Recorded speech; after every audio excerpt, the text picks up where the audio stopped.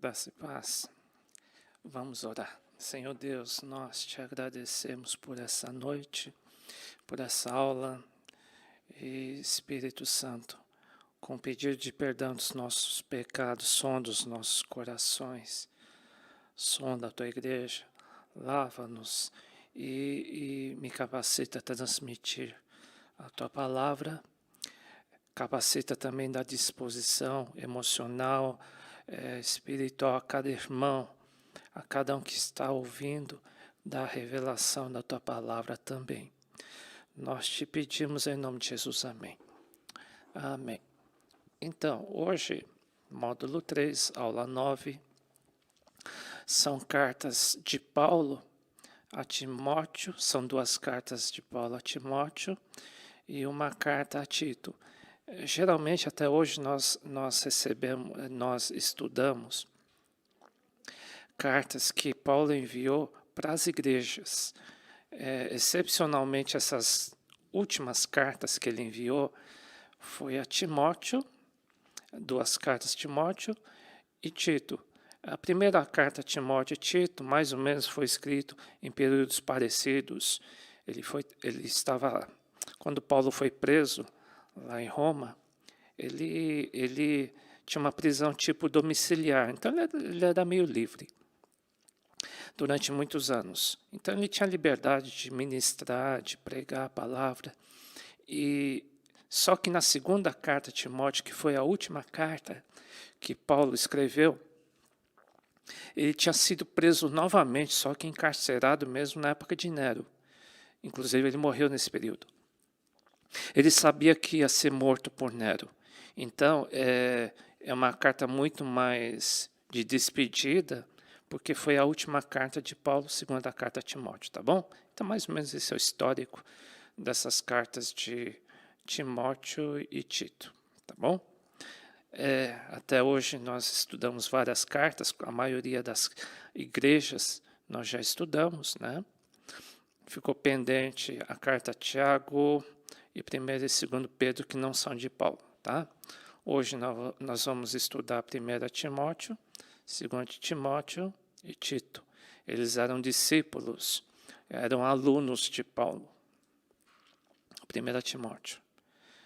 Deixei o resumo aí para vocês estudarem um pouquinho. E começa assim.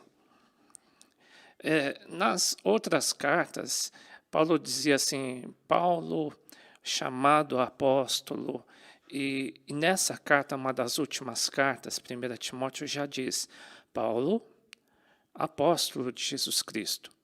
Então, existe o período de chamado, mas também existe o... Olha como demora, né? Ele era chamado a ser apóstolo e na segunda carta ele já tinha...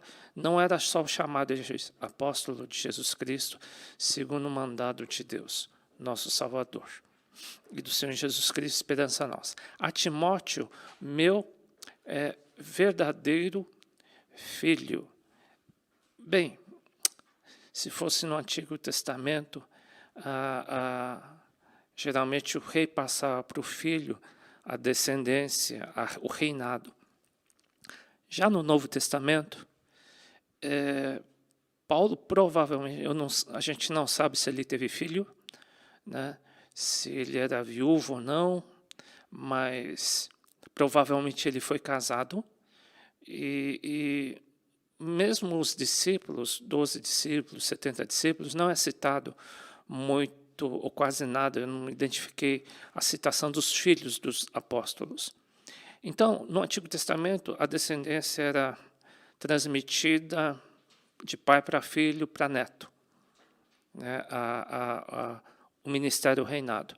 Já no Novo Testamento, o repasse é espiritual, tá bom?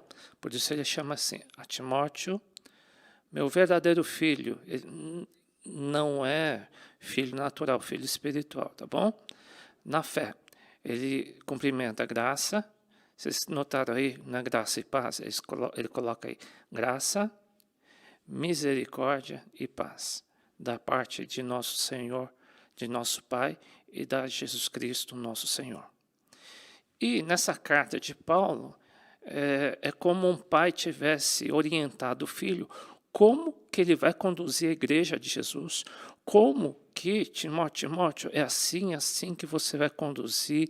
Ele orientou de pai para filho como orientar o seu próprio ministério e como conduzir a igreja de Cristo, né? Ele diz assim, olha, como te roguei quando parti da Macedônia que ficasse em Éfeso para advertir, avisa alguns, que não ensinem outra doutrina. Olha a ênfase que ele dá. Não se deem a fábulas. Hoje é utilizado muito esse termo de narrativa. Na política eles usam muito, na televisão se fala muito em narrativa. É fábula. E que não necessariamente é verdade, né? Então se monta uma história para justificar um conceito. Isso eles faziam demais na época de Paulo, tá? E isso que ele está alertando aqui. Não se dê a fábula ou genealogia interminável, que mais produz questões, e isso não edifica. Isso não traz crescimento, não cresce o amor, não cresce a unidade, não cresce a amizade, não cresce nada, né? O ensino correto edifica, traz crescimento, mas essas fábulas ou discussões narrativas não dão em nada, né? E ora, o fim do mandamento é o amor de um coração puro, de uma boa consciência e de uma fé não fingida. De que, desviando-se alguns, o quê? Da fé verdadeira e sincera. Então entraram em fingimento, desviaram alguns da fé, do ensino correto. E como se desviaram, eles começaram a entrar em vãs contendas, ou seja, divisões. Então ele diz, toma cuidado, Timóteo, não fica entrando em assuntos que geram polêmica, narrativa e que não são ensinos doentes, tá? E alguns, ele diz, se desviam, querem ser mestres da lei e não entendem nem o que dizem, nem o que afirmam. São narrativas, tá? Então ele diz, cuidado com isso, tá? Diga não a discussões ou narrativas inúteis. Aí eu coloquei um cartão vermelho e amarelo, e lembrando futebol, tá? Dei um cartão vermelho a discussões que não levam a nada, a narrativas que são distorções da Bíblia, tá? Muita coisa que se ouve, a gente tem que ter discernimento, tem que ter domínio da Bíblia para saber, isso é uma distorção, tá? Existe, claro que existe, tá? Isso Paulo disse a Timóteo, filho, não cai nessa, senão você vai virar um fingido, tá? Cuidado por quê? Aí ele cita duas pessoas. Conserva a fé e a boa consciência. Porque alguns deixaram e caíram nessas narrativas, rejeitando a sã doutrina. De repente, a pessoa começa a rejeitar a doutrina, a sã doutrina, né? Que é a palavra de Deus, né? Fizeram o quê? É como eles tivessem pulado do barco, caem no mar e eles vão se afogar naturalmente, né? E diz, alguns fizeram naufrágio da fé, ou seja, pularam no barco, caem no mar e vão morrer. Entre eles foram Himeneu e Alexandre. Nesse caso, geralmente quando Paulo cita esses nomes, provavelmente eram líderes muito fortes. Paulo, eu vou chutar, hein? Se Paulo abriu igrejas em 10, 20 locais, os 20 locais, se ele colocasse um líder em cada local, porque geralmente tinha um líder como fosse um pastor sênior de cada localização, né? Talvez esse Himeneu Alexandre fizesse parte de uma das cidades, que igreja naquela época eram cidades, eram enormes, tá? Himeneu e Alexandre provavelmente foram os companheiros de Paulo, e Paulo teve que entregar, isso daí, olha que não digo ousadia, é a autoridade de Paulo. Ele teve que entregar Satanás, ele entregou esses dois para Satanás, para que eles parassem de blasfemar. O que é blasfemar? A palavra blasfemar significa, são palavras injuriosas contra a pessoa ou ou coisa respeitável. Ou seja, eles eram muito contra o apóstolo Paulo, seus ensinos. De repente começaram a falar mal, provavelmente, do corpo de Cristo, da igreja. E isso ele diz: tome cuidado, não vá contra a sã doutrina, é como você estivesse pulando o barco e você está querendo se suicidar. Tá? Então, Paulo traz esse temor de Deus. Tá? Temor a Deus sempre. Tá? Sempre. Medo a gente só sente quando a gente apronta contra Deus. Tá? Quando a gente faz coisa errada, claro, dá pavor, tá bom? Mas a gente tem que ter temor de Deus mesmo. Tá? Agora, quando a gente está em paz, a gente não sente medo, só temor de Deus sempre.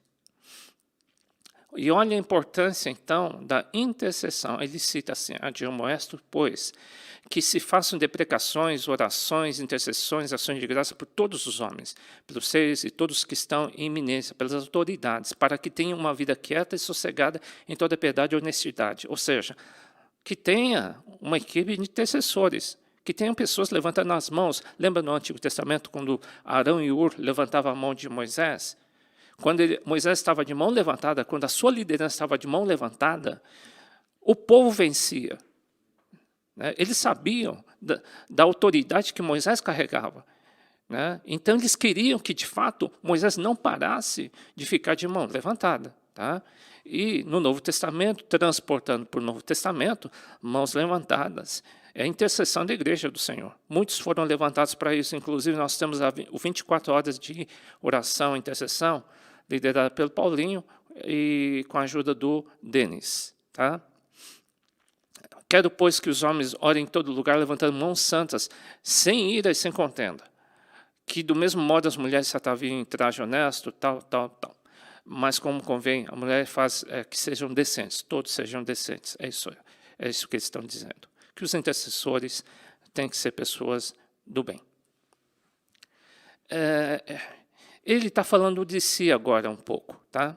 Uma coisa que Paulo, olhando para trás, ele diz: dou graças ao que me tem confortado a Cristo Jesus nosso, porque me teve por fiel pondo-me no ministério. Ele se sente privilegiado. Poxa, eu me sinto privilegiado de ser colocado no ministério. Ele passou fome, apanhou por causa do ministério que ele tinha. E ele diz: puxa, que privilégio que eu tenho. Né? A mim, que antes fui blasfemo, eu fui perseguidor, injurioso, mas alcancei misericórdia porque fiz ignorantemente na incredulidade.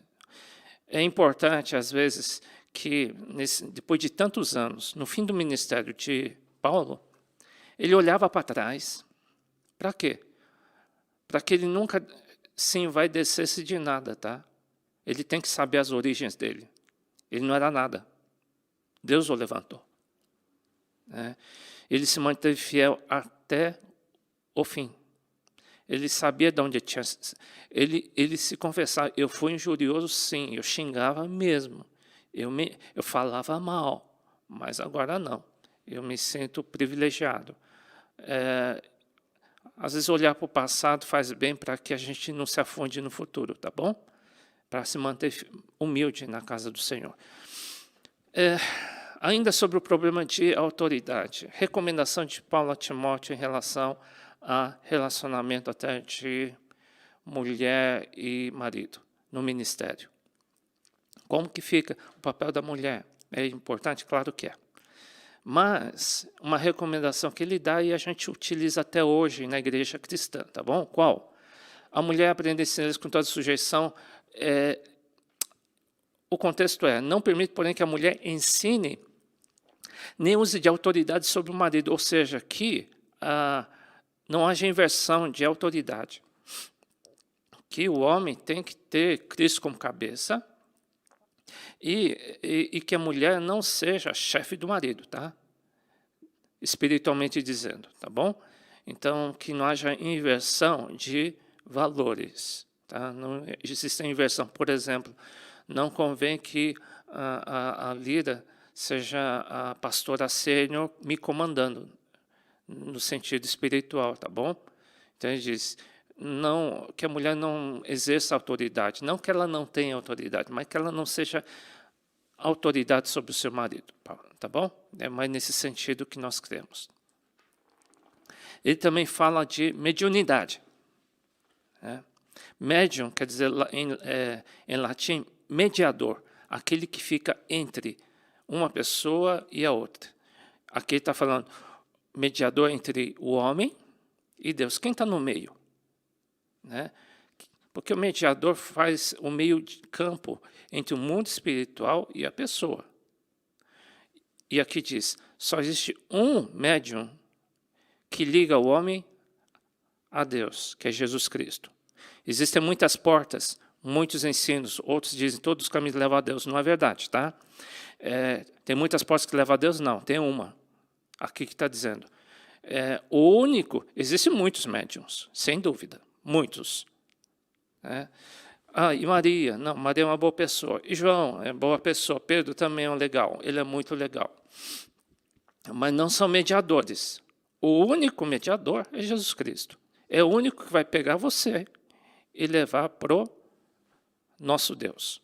E o nosso Deus, por outro lado, se você for para Jesus Cristo, ele vai pegar o Espírito Santo dele e ele vai colocar no seu coração. É o único caminho que vai te levar à eternidade, que vai te levar ao verdadeiro Deus, tá bom?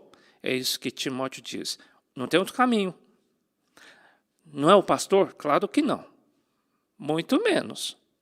Tá? Muito menos. Tá? Às vezes a gente endeusa uma pessoa. Nem pensar, gente. Nem pensar.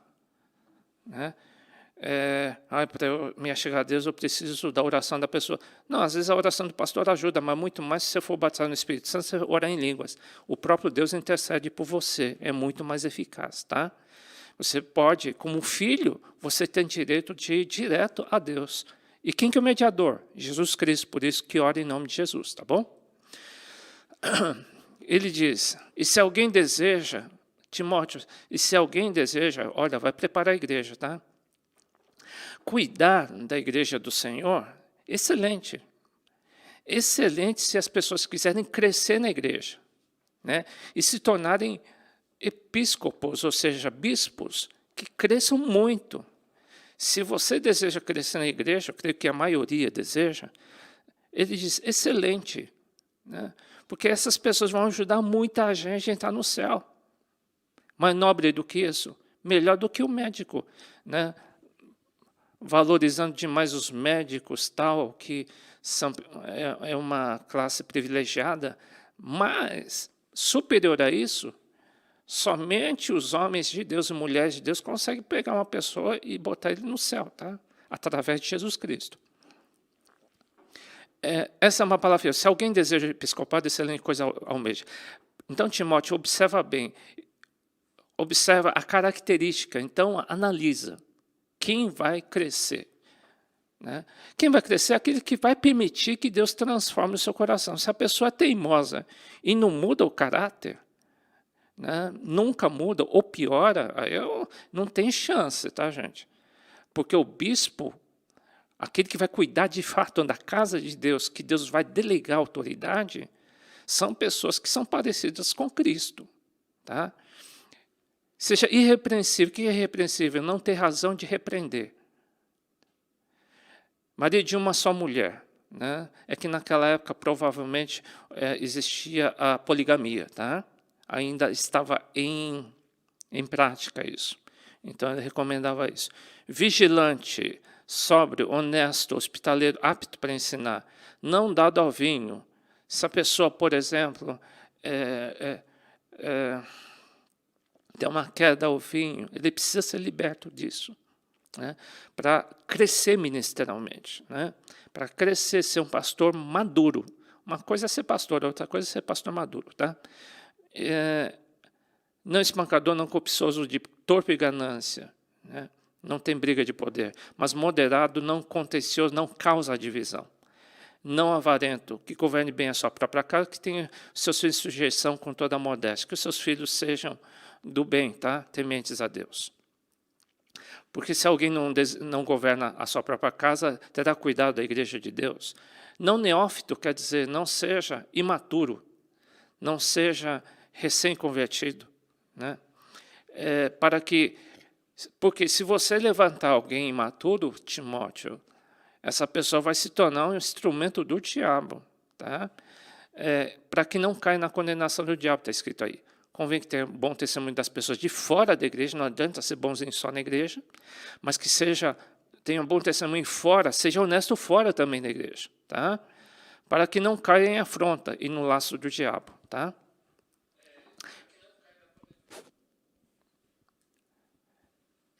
E também aqueles que se tornarem diáconos. O diácono é tipo de um pastor servo. Eu botei aí, é um garçom do povo de Deus. Ele tem um coração de servo, né?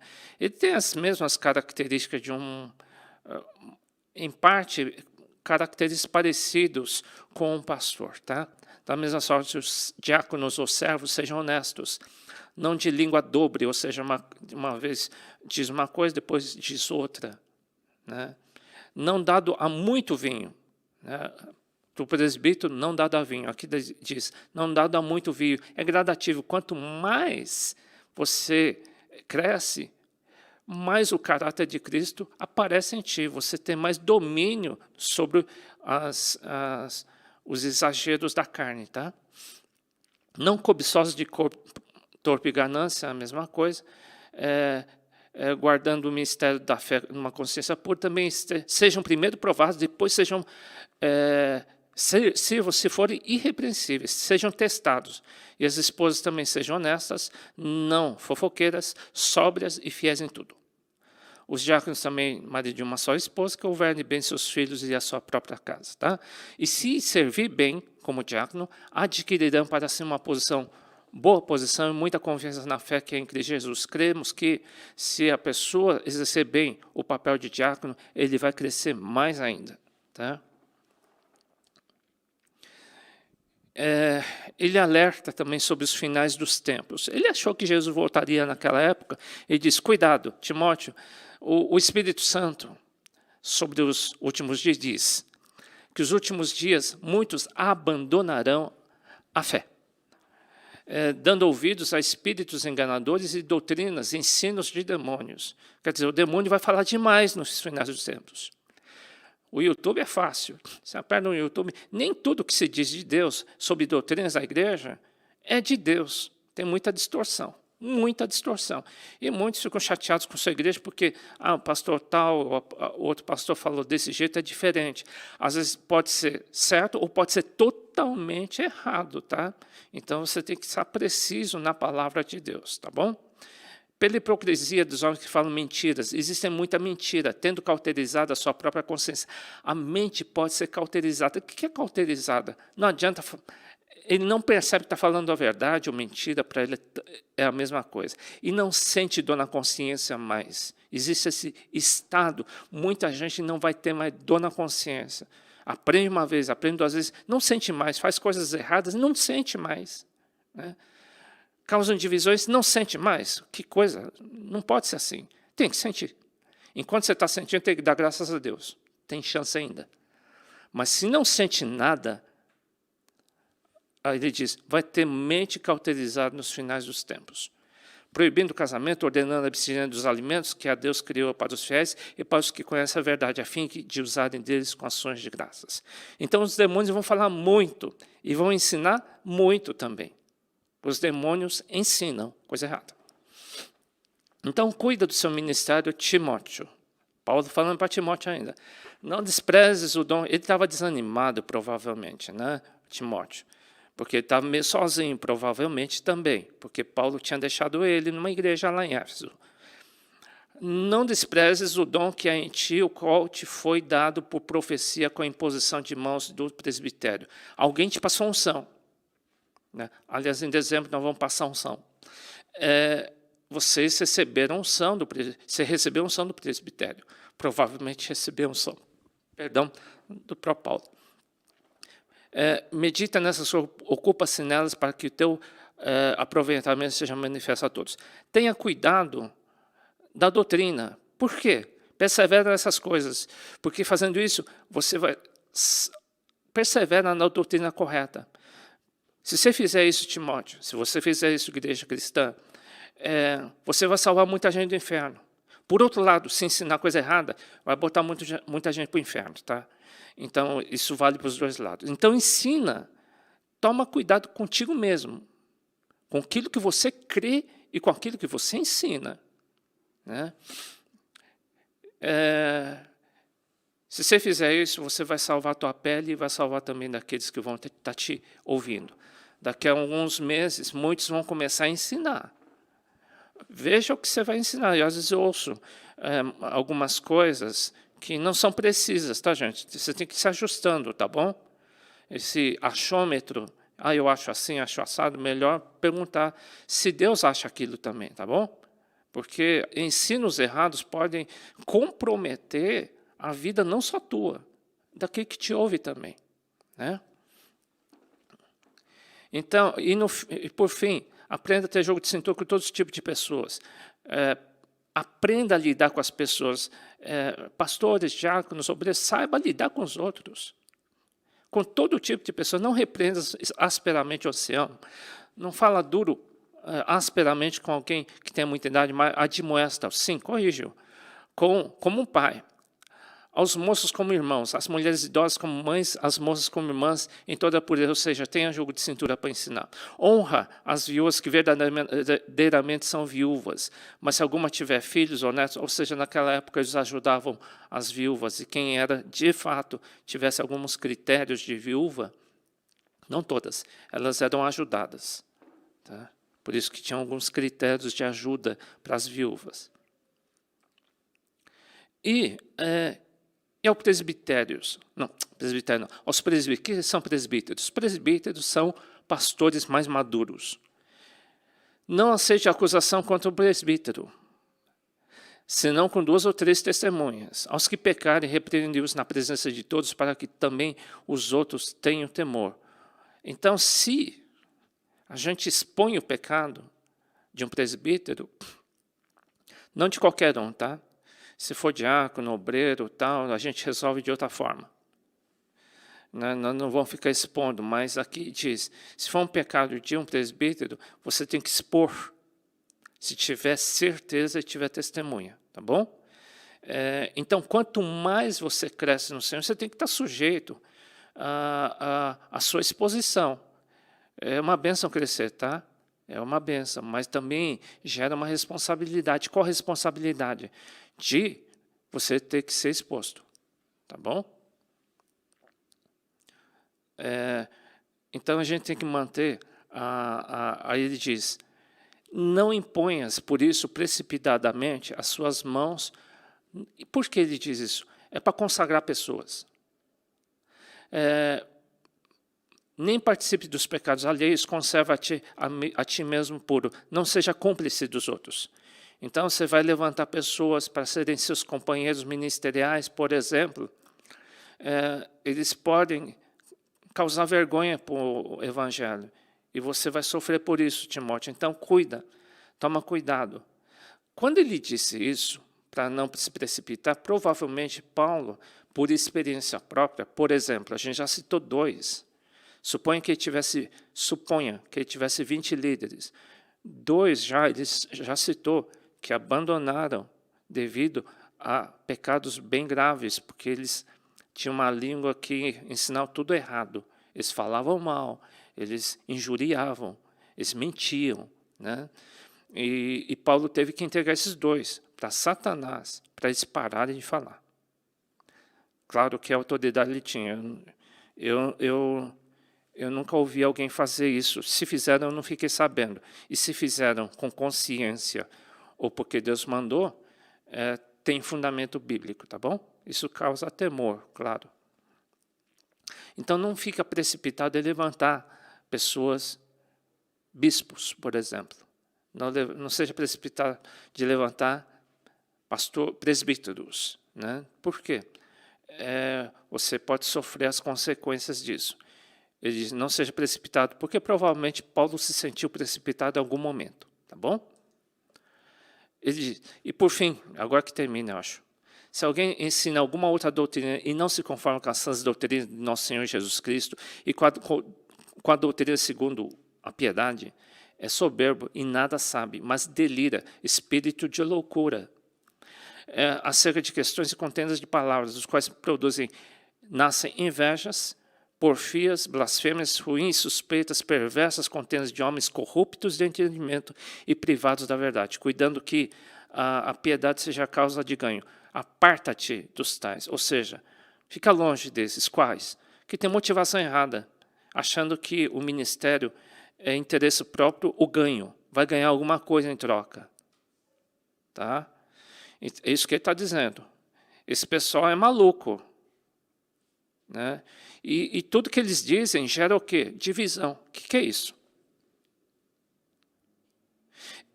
Afasta-te deles. Que Deus nos dê esse temor. Mas é o que Paulo diz. Aparta-te dos tais. Não fica perto. Ministério não é negócio, não deve ser negócio. Tá? Pronto. 1 Timóteo é isso.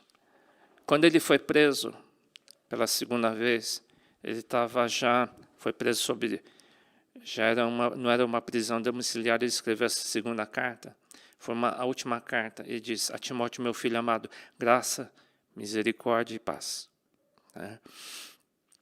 Ele também lembra, desperte o dom que é em ti, que foi dado por imposição de mãos, o ministério, os dons, ele recebeu por imposição de mãos.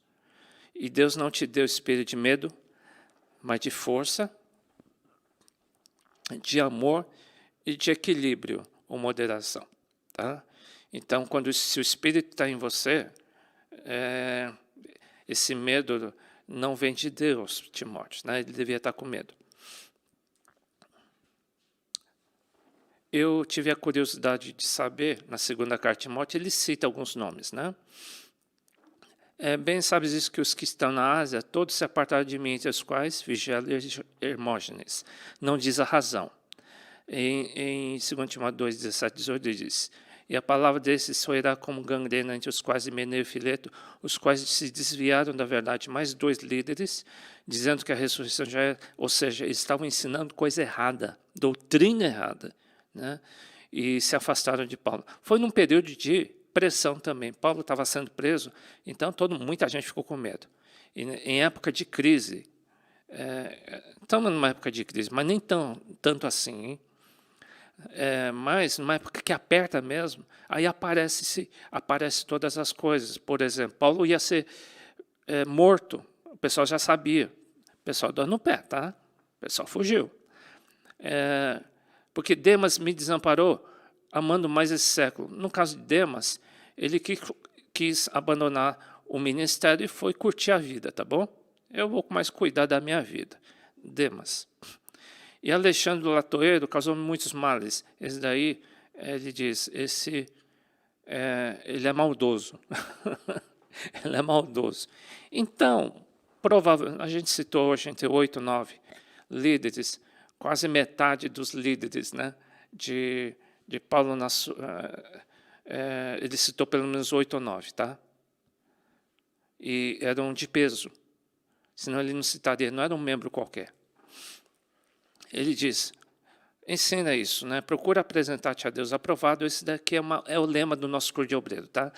Eu vou soltar um questionário para vocês logo, e vocês mesmos vão responder da tua própria vida para saber em que pé que você está, tá bom? Qualificação do obreiro. Procura apresentar-te a Deus aprovado, carimbado, leia toda a Bíblia, tá? Assiste todas as aulas. É o nosso critério de aprovação. Como obreiro que não tem o que se envergonhar. Eu estou sabendo que muitos estão regularizando seu casamento, estão ajustando a sua vida, e é por aí mesmo. Fechando brechas. 2.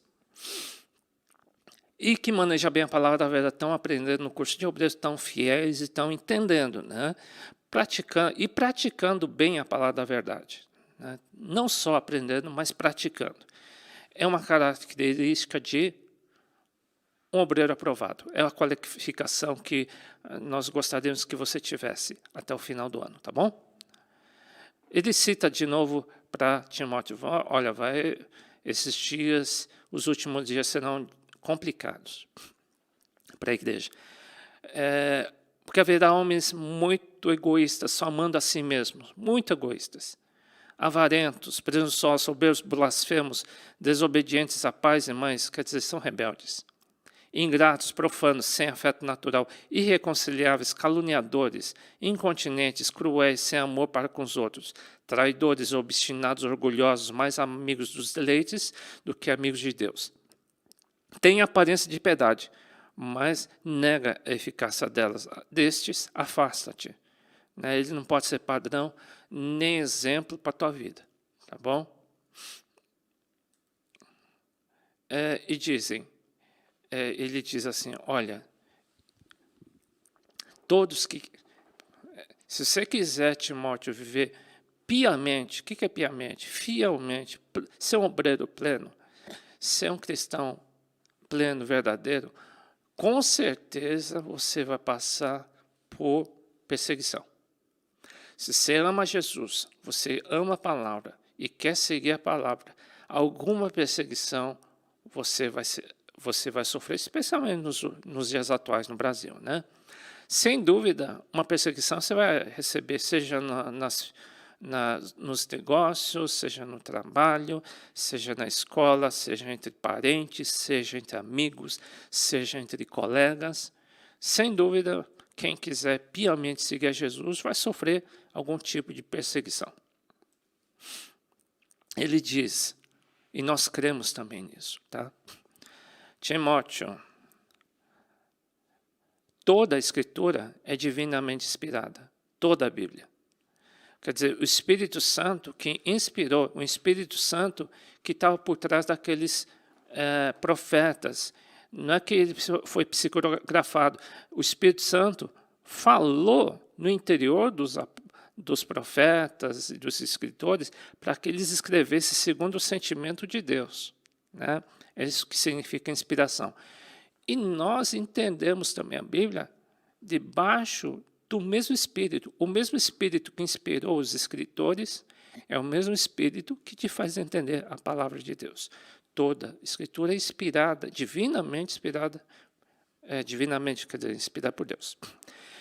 E proveitosa para ensinar, para redarguir, para corrigir, para instruir em justiça, para que todo homem seja perfeito. A função da Bíblia é te aperfeiçoar, tá? Para a obra de Deus. Outra. Continua. São as últimas palavras de Paulo. Pregues a palavra sempre. Porque virá tempo que não suportarão a sã doutrina. As pessoas não vão querer ouvir a doutrina correta. Eles vão querer ouvir coisas erradas. Eles vão ter prazer de querer... Aliás, eu tenho ouvido que tem havido algumas divisões, até familiares, de gente séria, por causa de doutrina distorcida.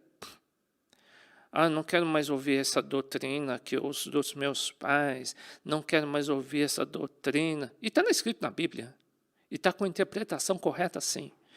Mas, de repente, começa a distorcer a palavra e querem ouvir outra coisa, que nem está na Bíblia. Tá? Tem alguns textos, pegam alguns textos isolados e interpretam a seu bel prazer. Né? E não é aquilo que está dizendo. Tá? Isso diz, virá tempo que muitos não suportarão a sã doutrina, mas tendo comichão nos ouvidos, querem ouvir coisas que eles querem ouvir só. Amontoarão para si doutores, conforme as suas próprias concupiscências ou pecados ou vontades.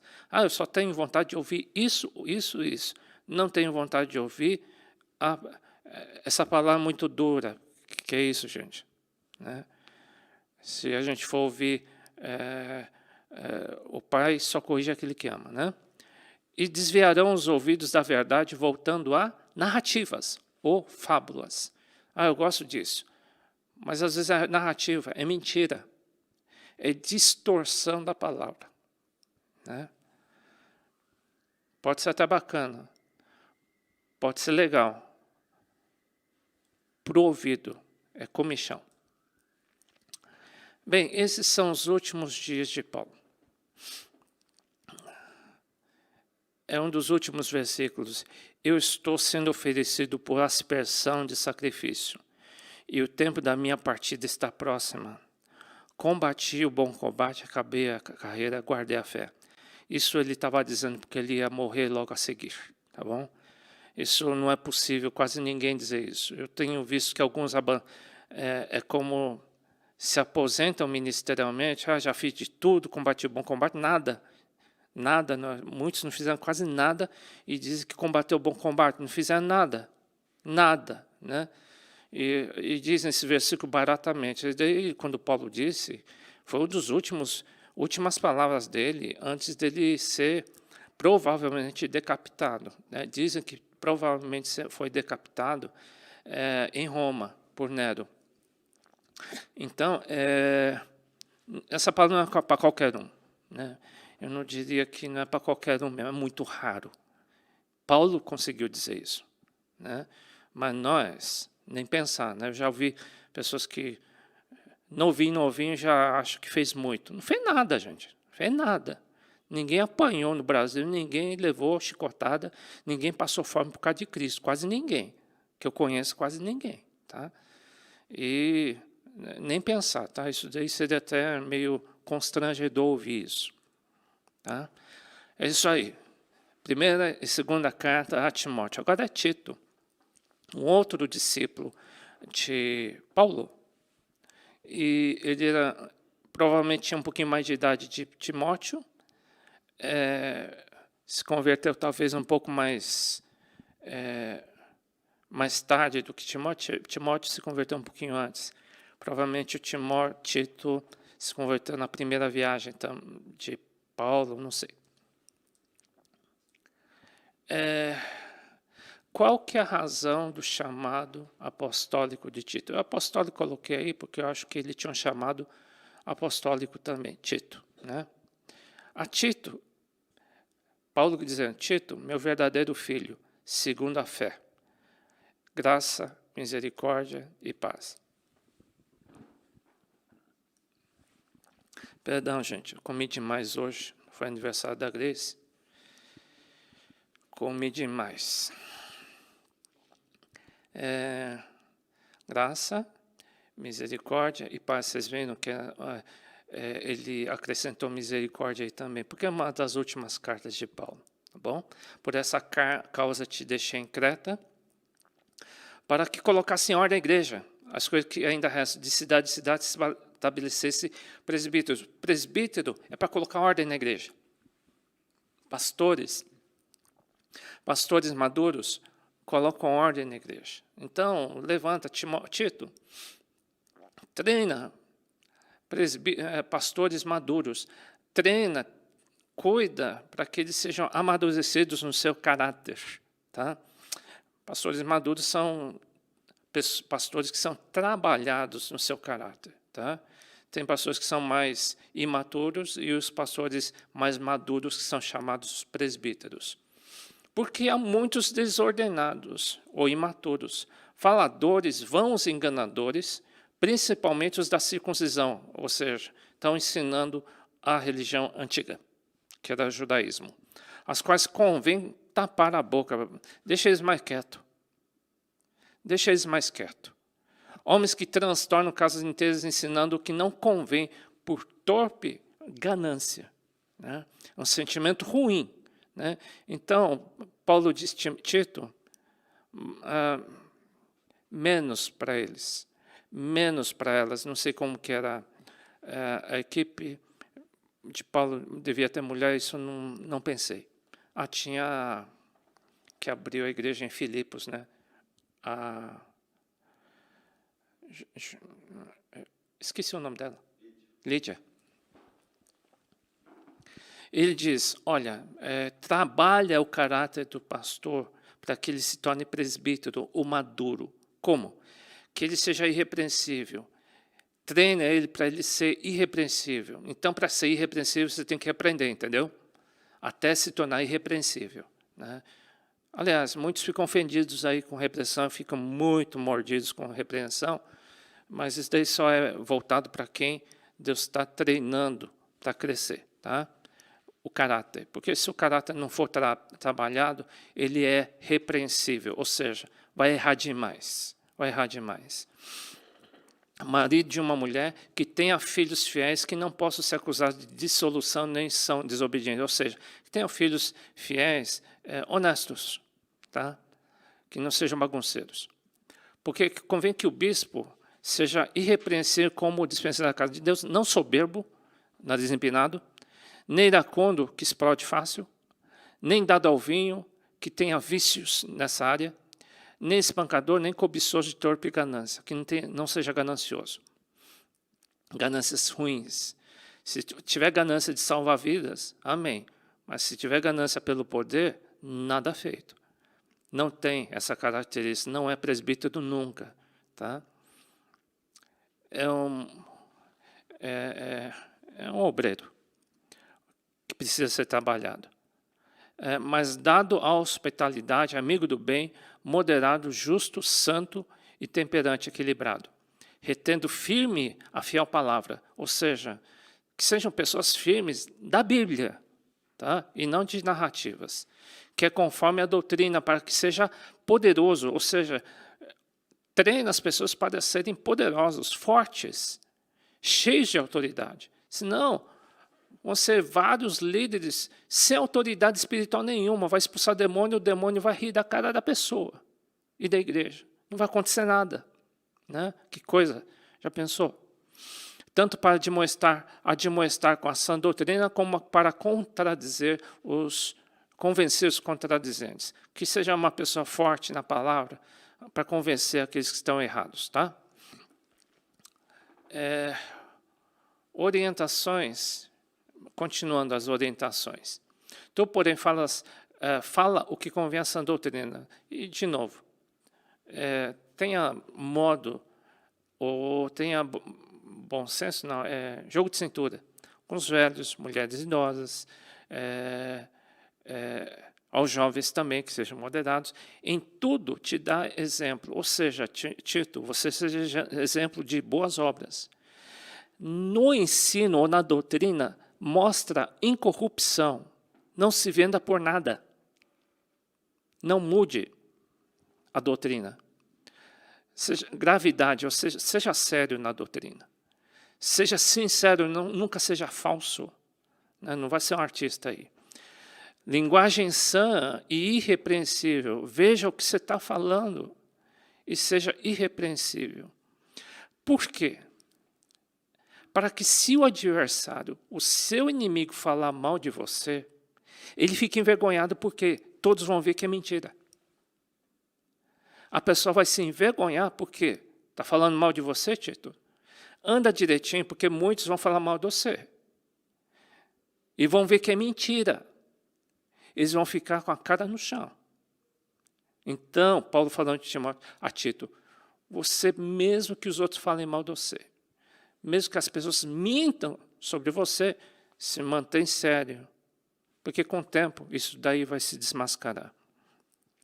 Não tendo nenhum mal de dizer de nós, ou seja, o adversário tem que se envergonhar contra a sua vida. Deus quer que você tenha uma vida tal, que se for falar mal de você, eles passem vergonha. Não que você vai se defender e fique gritando, se defendendo. Não precisa nem se defender. As coisas vão aparecer. É isso que Paulo está dizendo. Dá para viver assim? Ele está dizendo, ensina isso. Né? Que o curso de obreiro possa produzir algumas dezenas de pessoas, centenas de pessoas assim. É o objetivo. Né? Exorta os servos a que se sujeitem aos senhores. Fala disso, exorta e repreende com toda a autoridade. Ninguém faça pouco caso de você, Tito. Né? Continua repreendendo com toda a autoridade. Né? Não tenha medo de cara feia, não. Tá? Ninguém faça pouco caso. Então, Tito, continua nessa pegada aí. Tá bom? Agora, gente, não é para ficar dando bronca em todo mundo. Não é isso que ele está dizendo, tá? Não é isso. Vocês estão dizendo. Tem um jogo de cintura. Né? Dá bronca porque você não gostou de alguém? É isso? Não é isso, não. É porque ele está dizendo para quem? Para um apóstolo. Ele está treinando presbíteros. Ele está treinando gente que vai botar ordem na casa. Ele não está dizendo para qualquer um, não. Tá bom? Últimas recomendações aos líderes. Admoesta os que se sujeitam aos principados e potestades para que lhe obedeçam, sejam preparados para toda boa obra. Ou seja, que ensina para os líderes serem submissos às suas autoridades, né? Sejam respeitosos e submissos às suas autoridades. Que a ninguém infame, não tire a fama de ninguém. Obreiro, não vá falar mal de ninguém, não tire a fama de ninguém. Nem seja contencioso, não fica causando briga, divisão. Mas modestos, porque daqui o povo de Deus vai se afastar desse tipo de coisa, hein? Jesus está para voltar. E Deus está formando uma igreja que não vai suportar mais isso, hein? Deus vai formar um povo que não vai suportar o quê? Infâmia, espírito de divisão, nariz empinado, violência, mostrando toda a mansidão para com todos os homens. A igreja não vai permitir isso, não, hein? Esse povo não vai admitir mais isso, não, hein? Deus vai formar um povo assim, tá bom? Não entre em questões loucas, genealogias e contendas. Hoje está tendo muito ensino espiritual, especialmente nesse período, né? Que hoje está no YouTube, inclusive o nosso, tá? E nós precisamos ser julgados, tá? Nós precisamos e queremos ser julgados. Eu quero que as pessoas julguem. Eu gostaria. E se tiver alguma correção, eu gostaria, sim, que os apóstolos tivessem me corrigindo, se tiver algum ajuste para fazer, alguma interpretação errada, porque a gente tem que aprender a ser maduro, tá? Gostaria, sim, eu gostaria, tá? Que Deus checasse tudo em nossa igreja. Mas não entre em questões loucas, genealogias, narrativas, tá? Coisas que não levam a nada. E nos debates acerca da lei, porque são coisas inúteis e vãs. Ao homem herege, ou que fica... Herege que traz doutrina errada, tá? Ou aquele herege também tem uma característica em Coríntios que causa divisão. Depois de uma e de duas admoestações, e não muda, evitam. Sabendo que esse tal está pervertido e peca, estando já em si mesmo condenado. Não tem mais jeito. Que coisa, já pensou chegar nesse ponto? Então, nós queremos, se tivermos alguma coisa parecida, a gente tem que cair fora disso, gente. Fugir disso, pedir perdão para Deus e permitir que Deus transforme o teu coração, o meu coração. Nós não queremos cair nesses versículos, né? Já pensou, sabendo que o tal está pervertido e peca? Uma pessoa, ou seja, corrige uma vez, não aceita. Corrige duas vezes, não adianta, poxa vida. Aí Paulo diz, essa pessoa não tem mais jeito, não. Já pensou? Né? Então, claro que são recomendações aos líderes, tá bom? Então, como a gente está aprendendo, a gente tem mais chance de errar, né? Mas, quer dizer, vocês têm mais chance do que eu. Né? Eu já estou há muito tempo, então eu não posso ter muita desculpa, não. Eu preciso errar muito menos que você possa imaginar, tá bom? Mas vocês também, conforme vocês vão aprendendo, vocês vão crescendo e a tendência de erro também tem que ser menor. Vocês crescem, a humildade cresce, você admite mais os erros, você é transformado, tá? Aí sim você cresce, tá bom? No caráter. É isso aí, acabei. Terminei, Deus abençoe vocês. Eu recomendo que na sexta e sábado todos participem lá do curso de louvor e adoração e profecia, tá bom? Deus abençoe, tchau.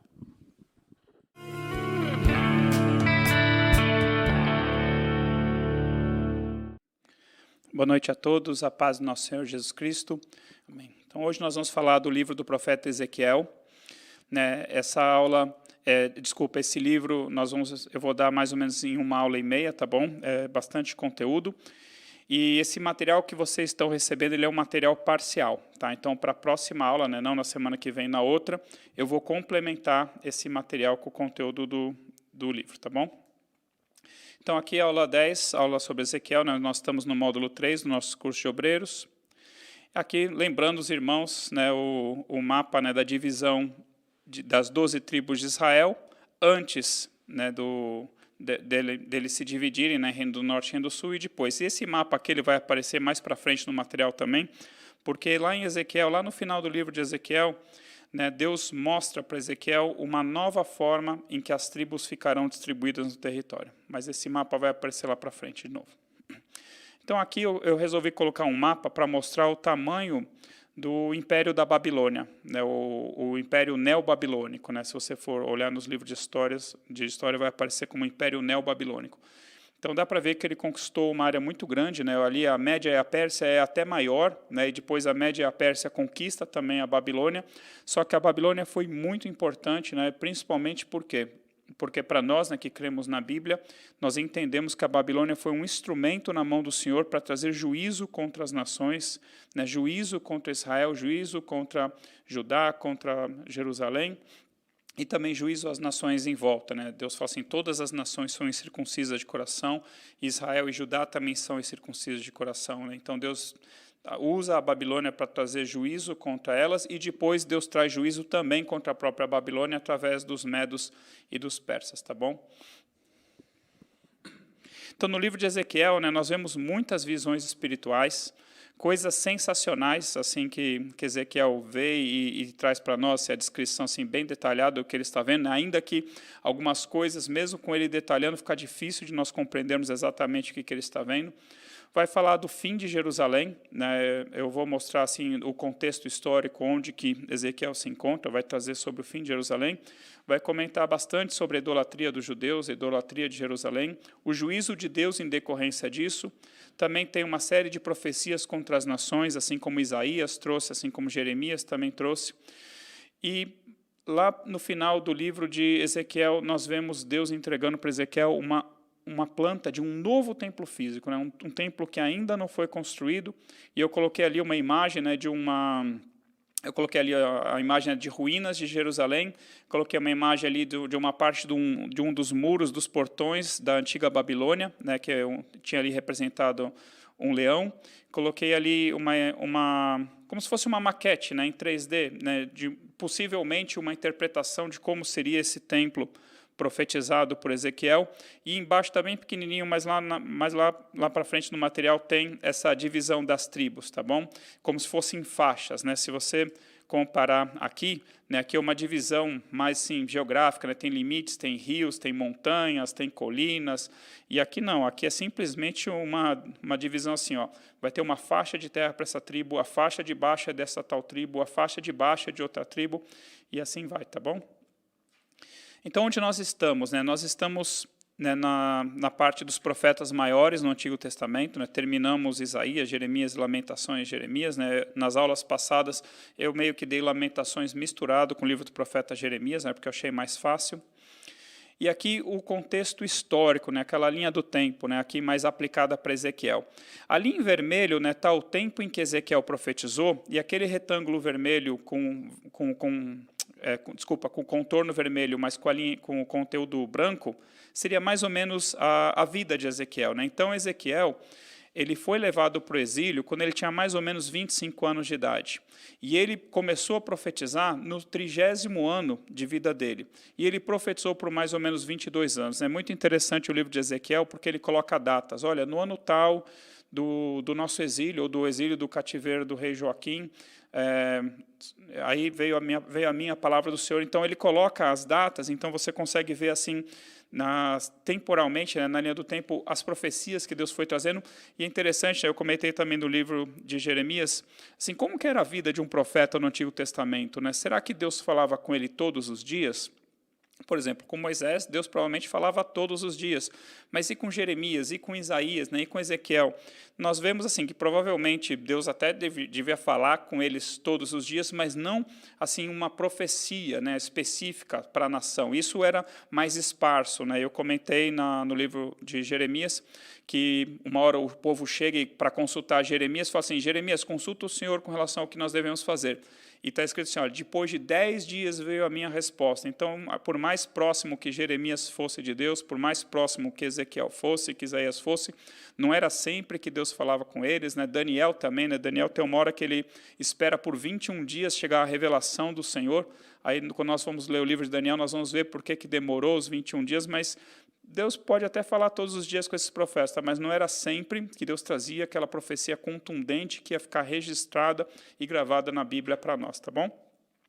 Então, Ezequiel, ele foi levado para o cativeiro antes de Jerusalém ser destruída, né? Nós tivemos pelo menos 3 levas de cativo, uma nos dias do rei Jeoaquim, outra nos dias do rei Joaquim e uma nos dias do rei Zedequias, que foi o último rei da tribo de Judá. Então, pelo menos 3 cativeiros, né, 3 levas de cativeiros estão ali descritas, né, principalmente no livro de Jeremias, em 2 Crônicas 36, se eu não me engano.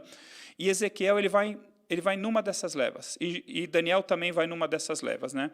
Então, aqui, só para vocês entenderem, então, Ezequiel ele foi levado cativo para a Babilônia antes da destruição de Jerusalém, e de lá ele profetizou, né, tanto para os que estavam em Jerusalém, quanto para os que estavam no cativeiro, mas principalmente para aqueles que estavam no cativeiro. Então, para nós entendermos melhor, né, o livro de Ezequiel, e também o livro de Jeremias e de Daniel, né, para nós entendermos o contexto onde eles estão inseridos, eu resolvi dar um zoom, então, naqueles últimos reis da tribo de Judá. Então, o rei Ezequias, né, só lembrando assim, o rei Ezequias foi um rei excelente, né, e, porém, né, ele cometeu um erro, né, que quando ele foi curado daquela enfermidade da qual ele havia de morrer, né, e ele chora e ora, pede para Deus curá-lo, Deus dá mais 15 anos de vida dele, ele foi curado, e aí está escrito que o rei da Babilônia, na época, mandou embaixadores para saudá-lo, né, já que ele ficou sabendo que Ezequias tinha sido maravilhosamente curado. Na verdade, eu acho que ele mandou os embaixadores lá para saber assim, como é que foi que você derrotou o exército da Síria, né? Porque naquele tempo a Síria dominava também sobre a Babilônia, né? A Babilônia ainda estava debaixo ali do poderio da Síria. Então, eu acho que ele queria saber mais como é que o rei Ezequias derrotou o exército da Babilônia, e, na verdade, quem derrotou foi o Senhor, né? Que numa noite matou 185 mil, né, pessoas do exército da Assíria, né? Deus mandou o seu anjo, né? Deus falou assim, olha, eu vou poupar essa cidade por amor de mim, por amor de Davi, meu servo, os assírios não atirarão sequer uma flecha contra essa cidade, e o rei da Síria vai voltar para a sua terra e lá ele vai morrer. Né? E foi justamente o que aconteceu. Então, né, nós estamos preocupados, né, nos nossos dias, obviamente, com o coronavírus, é uma coisa séria. Né? Nós estamos falando em cerca de 2, 3 mil mortos por dia, mas imagina isso. Então, numa noite só, o Senhor mandou o anjo ali, um anjo contra o exército da Assíria, e matou 185 mil pessoas numa única noite. É bastante gente, né? Então, imagina o medo desse exército, a hora que acordou e viu assim, milhares de companheiros, né? Aqueles que sobraram, né? Viram milhares e milhares de seus companheiros mortos. Já Manassés, né, que é filho do rei Ezequias, foi o pior rei de Judá de todos os tempos. Né? Somando Judá e Israel, ele foi o pior rei com certeza. Por causa de Manassés, Deus falou assim, ó, eu vou destruir Jerusalém. Basta. Manassés é a gota d'água para Deus resolver destruir Jerusalém. Amon é filho de Manassés, e Amon simplesmente continua nas obras de seu pai, Manassés. Manassés, lá em 2 Crônicas, fala que ele se arrependeu dos seus pecados, mas ainda assim o povo já estava completamente corrompido. Aí, por incrível que pareça, vem Josias, um rei sensacional, né, filho de Amon. Josias começa a reinar com 8 anos, reina por 31 anos, ele é morto, né, por faraó Neco, né, do Egito, quando Neco estava de passagem indo do Egito para batalhar contra o rei da Babilônia, que tinha se revoltado, no caso Nabucodonosor, né, que tinha se revoltado contra o poderio da Assíria. Né, então, o Egito era aliado com a Síria. Então, na ida, é como se o Josias falasse assim, você não vai passar por aqui, você não vai passar para a minha terra. Né? Aí o faraó fala, não venha contra mim, porque eu não estou indo guerrear contra você, eu estou indo guerrear contra aquele que está me fazendo guerra, né? Contra o rei da Babilônia, que está atacando a Síria, que é minha aliada. Josias não ouve e acaba sendo morto naquela batalha. E aí, na volta, então, na ida, Faraó matou Josias. Na volta, pegou o filho de Josias, Joacás, e o levou cativo para o Egito. E daqui por diante, né, a Síria ela é destronada, né, digamos assim, pela Babilônia, e de Jeoaquim para baixo entra em ação aqui o rei Nabucodonosor, né, sendo usado por Deus para trazer juízo contra as nações, juízo contra Judá, né, porque Israel também já havia sido destruído. Então, o que acontece? Jeoaquim foi um rei mau, ele reinou por 11 anos, o rei Jeoaquim. Nabucodonosor veio, sitiou Jerusalém, né, ficou sitiando por 3 anos Jerusalém, aí Jeoaquim se rende a Nabucodonosor. E aí ele é levado para o cativeiro. E eu coloquei ali em verde, Jeoaquim é levado para o cativeiro e Daniel provavelmente foi levado para o cativeiro junto com a corte do rei Jeoaquim. Jeremias continuou em Jerusalém pregando. Então ali eu coloquei, né, assim, olha, Jeremias ele começa a pregar no 13º ano do rei Josias, ali em mais ou menos 627 a.C. E ele profetiza por cerca de 40 anos. Daniel, a gente vê ele lá no palácio de Nabucodonosor profetizando, e ele, assim, pelas datas, né, pelo assim, até o rei, está escrito, né, que Daniel permaneceu até o 1º ano de Ciro, né, que é aquele que conquista ali a Babilônia em 539, mas na verdade, num dos capítulos de Daniel, fala assim, ó, no 3º ano do rei Ciro, então Daniel foi até um pouquinho mais além, então mais ou menos Daniel deve ter profetizado por uns 60 anos. Já Ezequiel, ele vai ser levado cativo junto com o rei Joaquim, né? Então Jeoaquim foi deposto, né, foi levado para o cativeiro, e aí o povo da terra colocou Joaquim, né, o filho dele, ou sobrinho, alguma coisa assim, colocou Joaquim para reinar. Só que ele era mau também. E aí, depois de 3 meses que ele estava reinando, Nabucodonosor veio e também o levou para o cativeiro. E é nessa leva que Ezequiel vai. Por quê? Porque lá no livro de Ezequiel nós vamos ver que as datas, né, que ele coloca referente ao cativeiro do rei Joaquim. Então, provavelmente, ele foi junto com o rei Joaquim, tá bom? Zedequias, que foi o último rei de Judá, um rei mau, ele também se rebelou contra o poderio de Nabucodonosor. Né? Na aula de Jeremias eu falei que Jeremias profetizava assim, olha, a nação que não se submeteu ao jugo da Babilônia será destruída.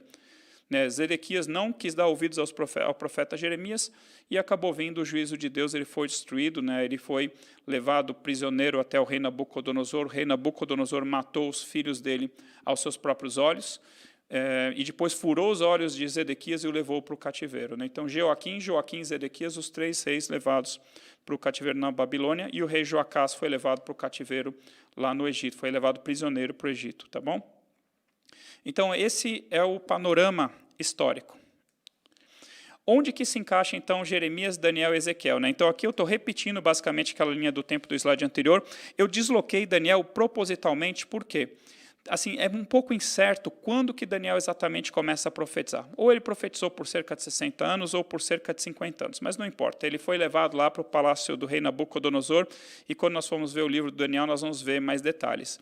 E aqui eu coloquei, então, uma tabelinha para tentar ajudar os irmãos. Assim, ó, o profeta, por qual período que ele profetizou, onde ele profetizou, né, existe uma grande diferença aqui, e qual foi a missão do profeta. Né? Então, por exemplo, Jeremias permaneceu em Jerusalém todo esse tempo. Só no final da vida dele, que ele foi levado ali, preso pelos próprios judeus para o Egito.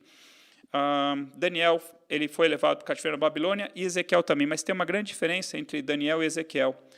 Daniel, ele foi levado para o palácio, né, porque ele era ali de uma linhagem nobre, né, ele entra ali no primeiro programa de trainee registrado na história, né, ele passa em primeiro lugar no programa de trainee do rei da Babilônia, e ele vira um dos grandes conselheiros do rei. E a missão de Daniel é mostrar para o rei Nabucodonosor, mostrar para a corte real da Babilônia e os futuros reis que sucederiam que o Deus de Israel é o único e verdadeiro Deus. Essa é a missão de Daniel, também de interceder pelo povo. Mas a missão de Ezequiel, por exemplo, desculpa, só falando de Jeremias. Jeremias, a missão dele era denunciar os pecados de Jerusalém, chamar o povo ao arrependimento e anunciar o juízo de Deus caso o povo não se arrependesse. Né, e profetizou contra as nações. Aí Ezequiel, ele tem uma missão parecida, só que ele faz isso lá no meio dos cativos, lá no meio dos exilados na Babilônia. E ele profetiza, principalmente para os cativos lá, falando assim, olha, vocês acham que Jerusalém vai subsistir? Vocês acham que vocês vão voltar? Não vai. né? Vocês não vão voltar. Então, tudo que Ezequiel faz, né, ele serve assim de sinal, né? As coisas que aconteciam fisicamente com Ezequiel servia de sinal para o povo entender, olha, Jerusalém será sitiada, Jerusalém será queimada, virá espada contra Jerusalém, vão sobrar poucos, alguns desses poucos vão vir aqui também para o cativeiro na Babilônia e também vão ser espalhados entre as nações, tá bom? Então, acho que esse quadro aqui ajuda os irmãos a entenderem um pouco a diferença do ministério dos três, do período em que os três profetizaram e em qual local. Aí, para facilitar também, eu peguei aquele mapa, né, do Império da Babilônia e coloquei ali, né, Jeremias profetizando em Jerusalém, Daniel profetizando na cidade da Babilônia, né, que era a capital do Império Babilônico, e Ezequiel profetizando ali onde talvez seja essa cidade chamada Nippur. Ele foi levado, né, para cativo e estava ali numa região chamada Tel Abib, ali junto ao rio Quebar, e provavelmente é hoje essa cidade, essa região também dessa cidade chamada Nippur, tá bom? E que nem eu falei, os últimos anos de Jeremias ele passou no Egito, porque o povo levou ele preso para o Egito, mas eu deixei ele só ali em Jerusalém, tá bom? Então, sobre a pessoa do profeta Ezequiel, né? Então, ele era da linhagem dos sacerdotes, ele era casado, mas talvez não tinha filhos. Muito provavelmente, né, que nem eu coloquei, ele foi levado cativo de Jerusalém junto com o rei Joaquim, né, em 598 a.C., quando ele tinha cerca de 25 anos. As visões e profecias começaram quando ele já estava no exílio, no 5º ano do cativeiro do rei Joaquim, né, então, portanto, ele tinha, na verdade, sim, ele tinha 30 anos no 5º ano do cativeiro do rei Joaquim. Então, provavelmente, ele foi levado ali com seus 25 anos de idade. E as profecias vieram para ele lá no cativeiro, então, no 5º ano, a partir do 5º ano desse cativeiro, tá bom? E a última profecia com data, né, com registro de data, que nem eu comentei, é bem interessante o livro de Ezequiel, porque ele vai registrando, olha, no 5º ano do cativeiro do rei Joaquim, no mês tal, no dia tal, veio a minha palavra do Senhor dizendo.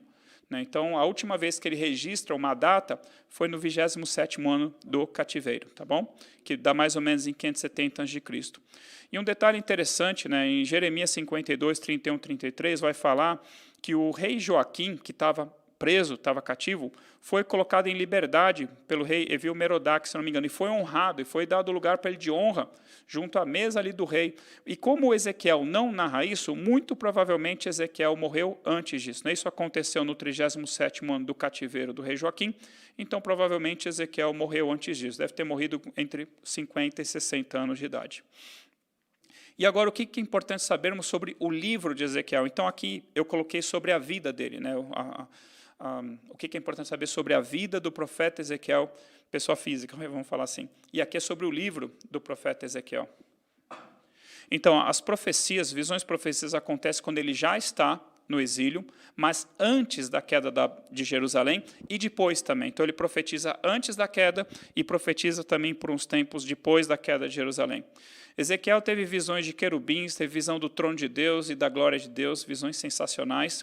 Ele mostra em visões espirituais a glória de Deus abandonando fisicamente o templo de Jerusalém, antes do templo ser efetivamente destruído. Então, a glória de Deus foi embora. E por que a glória de Deus foi embora? Ele mostra também por causa de todos os pecados de Jerusalém, por causa dos pecados dos seus reis, dos seus sacerdotes, dos seus profetas. Para os irmãos terem uma ideia, eles chegaram a colocar ídolos no templo do Senhor, né? Como se não bastasse eles construírem templos para esses ídolos, né? Que nem fez lá desde Salomão, eles colocaram os ídolos dentro do templo do Senhor, né? Não vou mostrar nessa aula que vem, talvez se der, eu vou mostrar essas abominações. Deus falando assim, Deus leva Ezequiel estava lá no cativeiro da Babilônia e está escrito que em espírito Deus o levou até Jerusalém em espírito. Então ele via as coisas que estavam acontecendo fisicamente em Jerusalém, ele via espiritualmente, né, como se fosse ali, sei lá, uma videoconferência espiritual. E dentro das câmaras dos sacerdotes, eles pintaram as paredes, né, com animais imundos, né, que era proibido até os judeus tocarem, mas eles pintaram as câmaras internas do templo com esses animais imundos. E também eles adoravam esses ídolos e colocaram postes ídolos ali. Deus falou, você acha que é pouco isso? E Deus falou assim, eu vou te mostrar coisas ainda piores, né? E tem uma hora lá que Deus mostra para Ezequiel as pessoas de costas para o templo adorando o sol, né? Então eram muitos pecados de idolatria e por isso a glória de Deus vai embora do templo. Deus usava... desculpa. Deus usava a Ezequiel como sinal para Jerusalém, né? Então é muito interessante que aqui nós vemos o que muitos chamam aí de atos proféticos, né? Então o que acontecia? Deus falava para Ezequiel assim, por exemplo, olha, agora você vai pedir para homens te amarrarem e você vai ficar amarrado por 40 dias. E esses 40 dias que você vai ficar amarrado, eles representam os 40 anos de iniquidade de Jerusalém. Agora você vai ficar amarrado 350 dias, e esses 350 dias, cerca de 350 dias, representam os anos de iniquidade de Israel. Agora você vai cortar o teu cabelo, vai cortar a tua barba, vai pôr fogo em 1/3 da sua barba, vai lançar a espada atrás de 1/3 do resto da sua barba, e o outro 1/3 vai espalhar pelo vento, né? Então isso vai representar o que eu vou fazer com Jerusalém. Então Ezequiel, ele virou sinal, né? Aquilo que acontecia fisicamente com Ezequiel, né, como exemplo, né, de forma assim, fictícia, mas fisicamente, viria a acontecer com Jerusalém, viria a acontecer com o povo ali que sobrou ali. Então, Deus usava Ezequiel como sinal. Deus mostrou para Ezequiel a destruição de Jerusalém e o destino dos exilados, né? Então, a ira de Deus ainda não havia sido plenamente satisfeita. Então, não bastou para Deus simplesmente destruir Jerusalém, destruir o templo, né, para satisfazer o furor da sua ira. Mas antes, você falou assim, e aqueles que sobrarem, também eu vou perseguir a espada, vão morrer de peste, aqueles que fugirem para o Egito, aqueles que forem buscar socorro no Egito, eu vou enviar a peste atrás deles, a espada atrás deles, vou levar Nabucodonosor atrás deles. Então, assim, a ira de Deus, ela produz a justiça de Deus, né? Tiago fala, né, irmãos, todo homem seja pronto para ouvir, tardio para falar, tardio para se irar, porque a ira do homem não produz a justiça de Deus. Porém, a ira de Deus produz a justiça de Deus. E quando Deus dá vazão à sua ira, que nem nós vemos na destruição de Jerusalém, Deus vai dar completamente vazão à sua ira, até que o furor da sua ira seja satisfeito. Então, Deus não simplesmente ficou satisfeito com a destruição de Jerusalém, com a destruição do templo. Muitos dos que sobreviveram e iam ser ainda perseguidos, iam sofrer ainda, mas Deus ia deixar sobrar um remanescente. Então, continuando, Deus mostrou para Ezequiel a destruição, mas Deus também mostrou para Ezequiel a futura restauração de Jerusalém. Inclusive, futura mesmo, né? Coisas que a gente acha que talvez venha acontecer somente no milênio, quando Jesus Cristo estiver reinando fisicamente sobre a terra.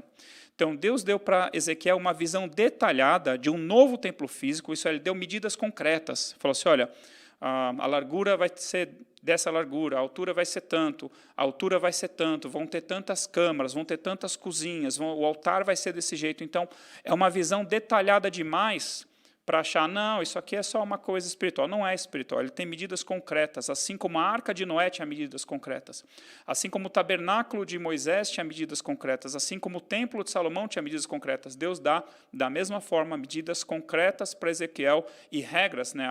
A arca de Noé tinha uma regra, olha, quem vai entrar na arca? O tabernáculo tinha uma regra, tinham suas regras, o templo tinha suas regras, aqui também tem regras, e Deus dá tudo isso para Ezequiel. Então, Deus também provavelmente nos revelou, né, através de Ezequiel, mais detalhes sobre a queda de Satanás. Isso está lá em Ezequiel 28, eu vou deixar para a próxima aula.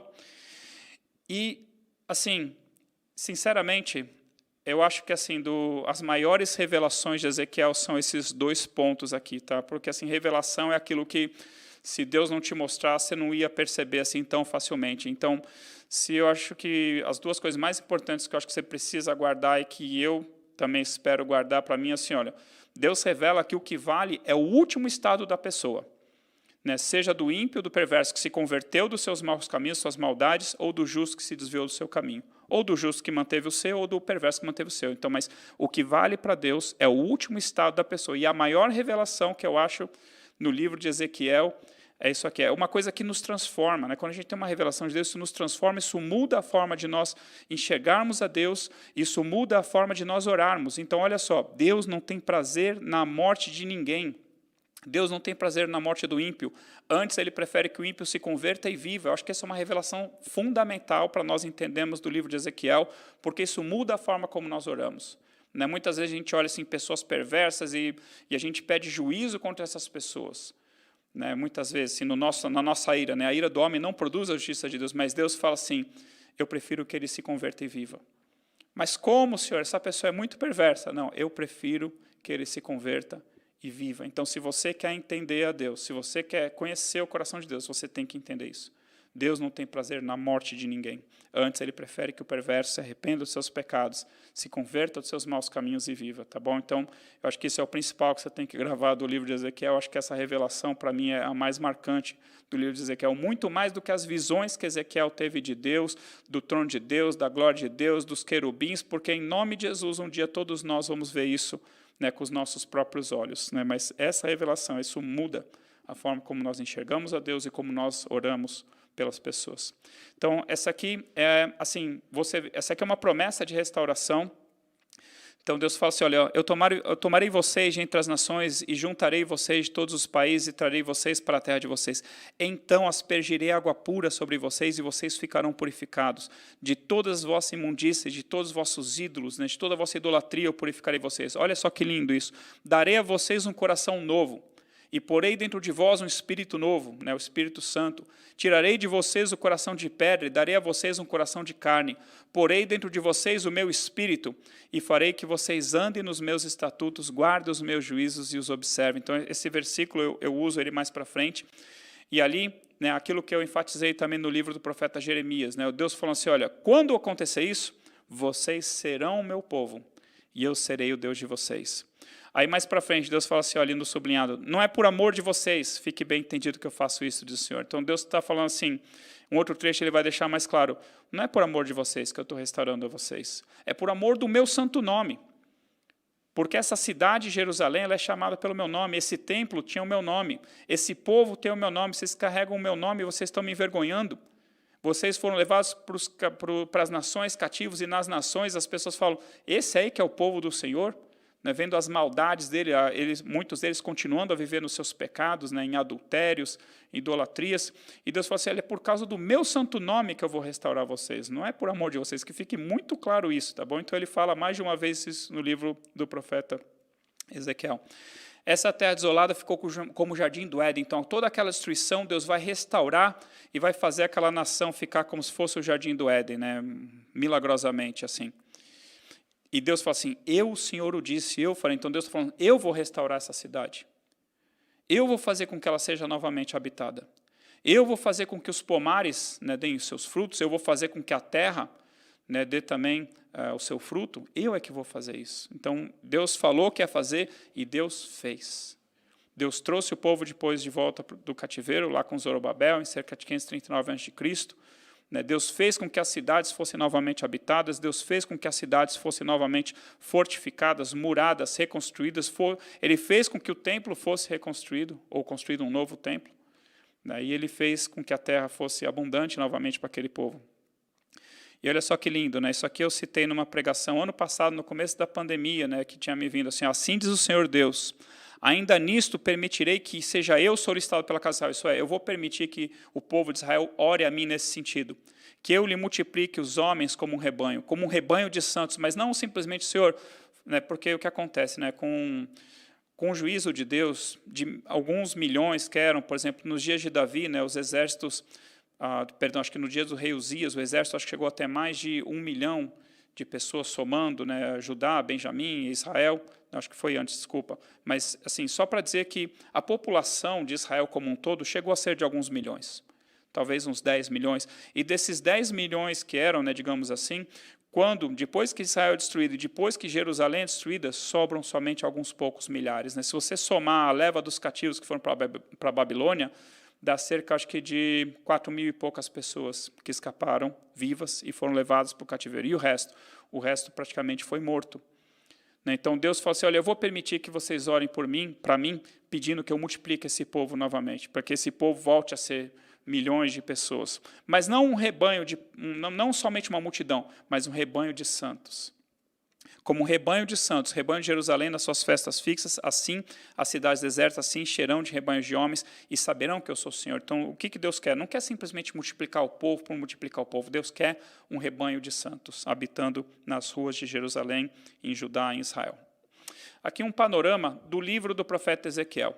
Então, assim, em mais de um capítulo, né, ele tem as visões dos querubins, das rodas que acompanhavam os querubins, né, uma coisa estranha assim, de nós entendermos, que a princípio eu não vejo nenhuma correspondência com algo que exista lá no céu, mas é um mistério, e principalmente da glória de Deus, né, do firmamento, do trono de Deus acima do firmamento. Aí ali no capítulo 2 e 3 vai falar sobre o chamado do profeta Ezequiel.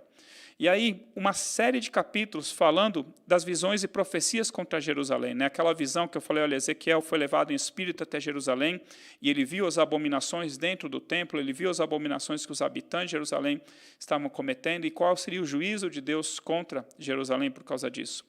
Aí tem um momento ali que Ezequiel vê especificamente a glória de Deus saindo e se colocando na porta do templo para ir embora. Né? Então, como se fosse assim, Deus falando, vocês vão continuar no pecado, eu estou indo embora. Eu vou abandonar esse templo e o fim de vocês é ser destruído.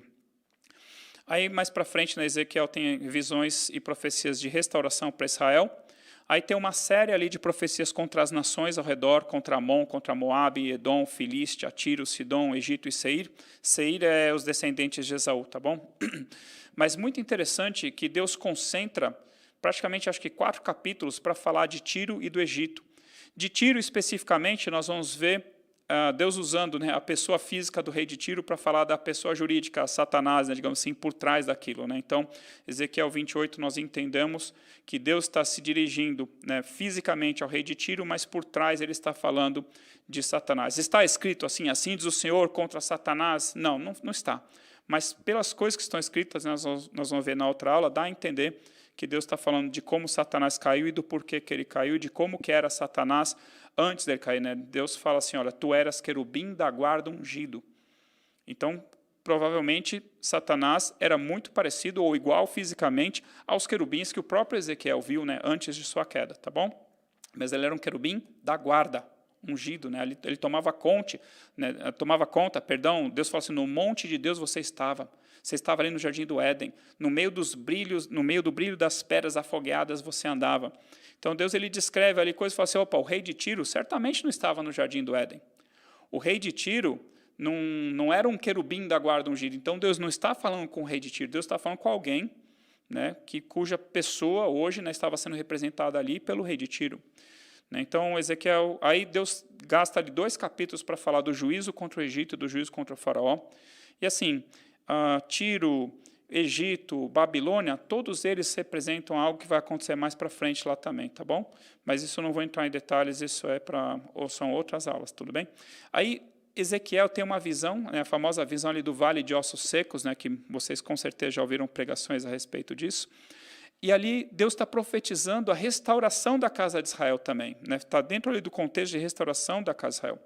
E aí vem uma profecia contra Gog, né, príncipe de Ros, de Meseque e de Tubal, que é um príncipe das regiões do norte, talvez mais por norte do que a Babilônia. Né, alguns estudiosos creem que se aplica à Rússia, talvez Rússia, a Turquia, a Armênia, aquela série de países ali debaixo da Rússia, que eles vão vir invadir Israel nos últimos dias, vão causar destruição até que Deus se levantará e derrotará. Não vou falar hoje sobre Gog, se der tempo, na próxima aula eu falo, tá? Mas isso dá a entender que é algo que ainda está para acontecer, ou que de repente pode ter acontecido até mesmo na época das cruzadas, tá bom? Mas eu não saberia precisar, porque não está falando assim, olha, isso aconteceu no ano 1000 e tal, depois de Cristo, durante as cruzadas. Não, mas está aberto, tá bom? Mas eu não vou conseguir, talvez, entrar em detalhes aqui, porque seria muito, muito complicado, tá bom?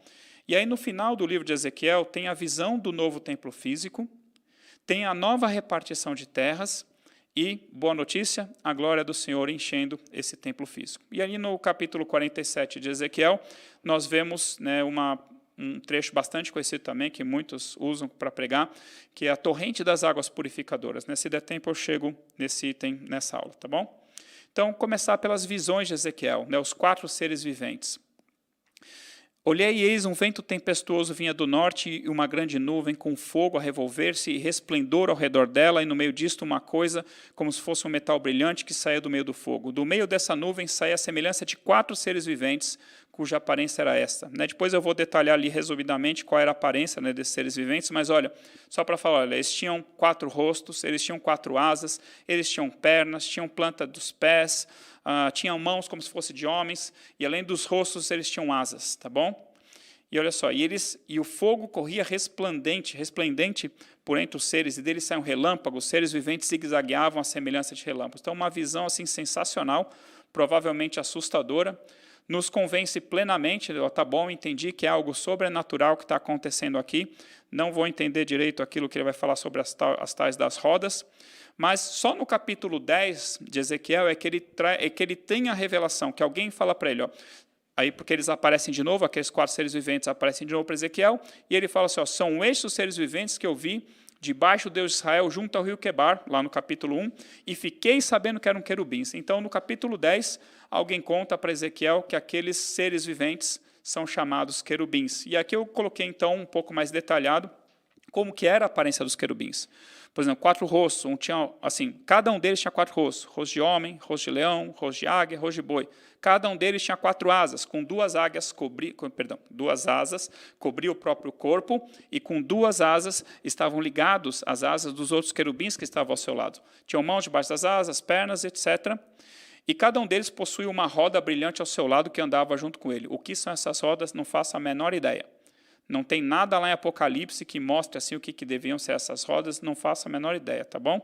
Se alguém falar para você que é uma espaçonave, esquece, é delírio, tá bom? Porque eu já vi gente, né, na internet falando assim, querendo associar as visões de Ezequiel com naves espaciais alienígenas, esquece, tá bom? Não é isso aqui é uma visão espiritual, tá bom?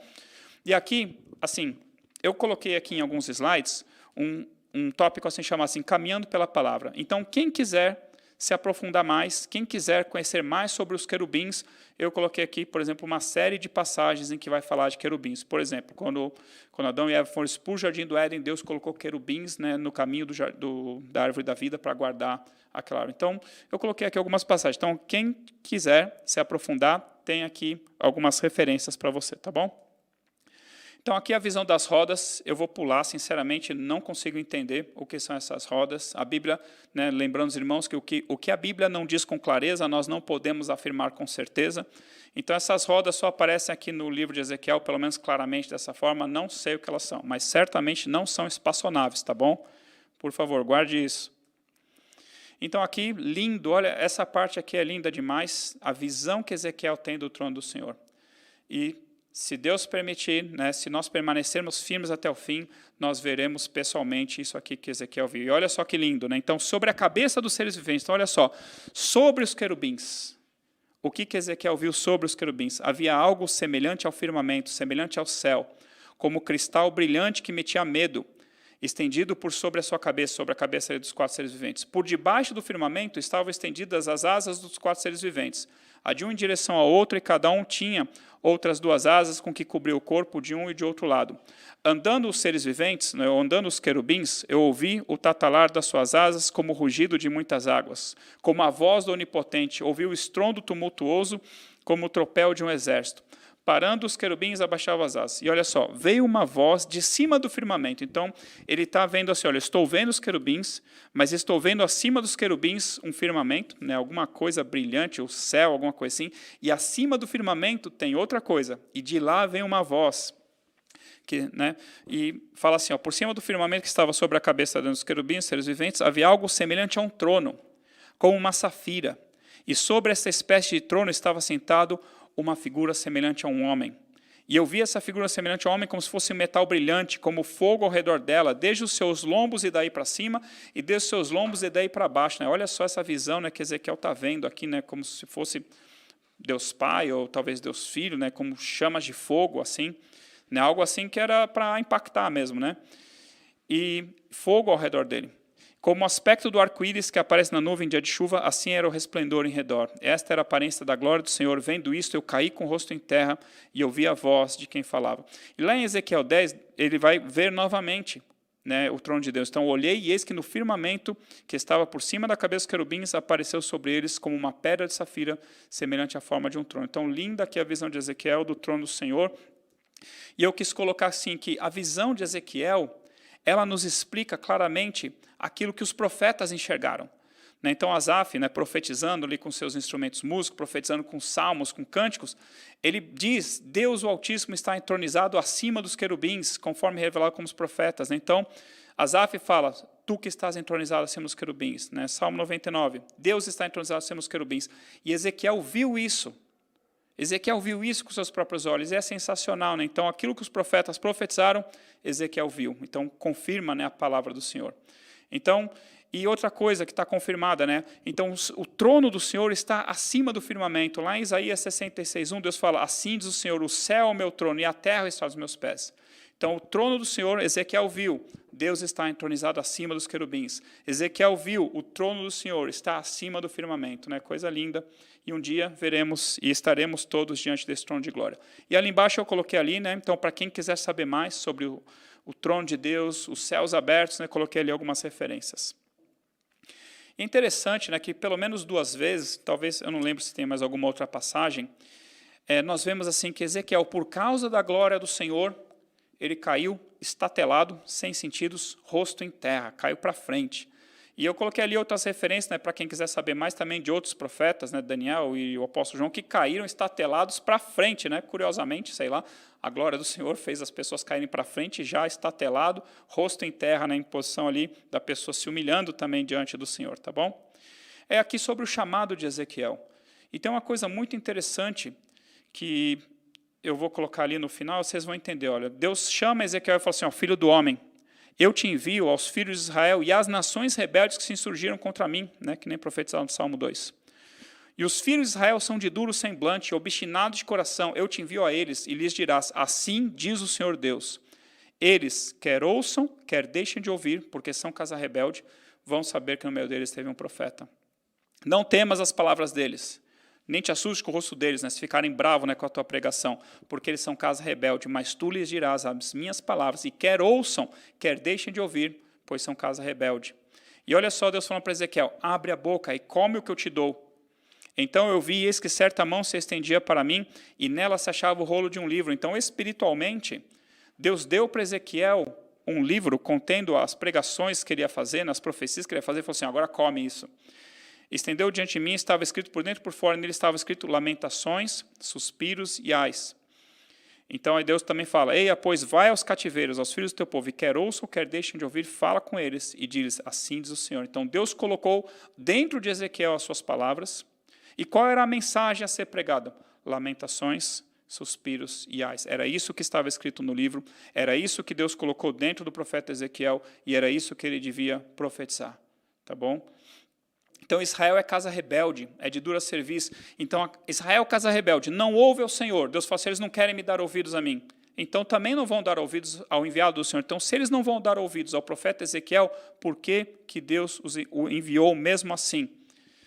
Quer ouçam, quer deixem de ouvir. É como se Deus falasse assim, olha, não importa o resultado. Não importa se eles vão te ouvir ou não. Eu quero simplesmente que você vá e pregue. Por quê? Porque eles se tornarão ainda mais indesculpáveis. Ninguém vai poder dizer assim, eu não sabia, ou não, ninguém falou para mim. É a mesma coisa a pregação do Evangelho, né? Infelizmente, nós vamos pregar o Evangelho para muitas pessoas que não vão querer saber.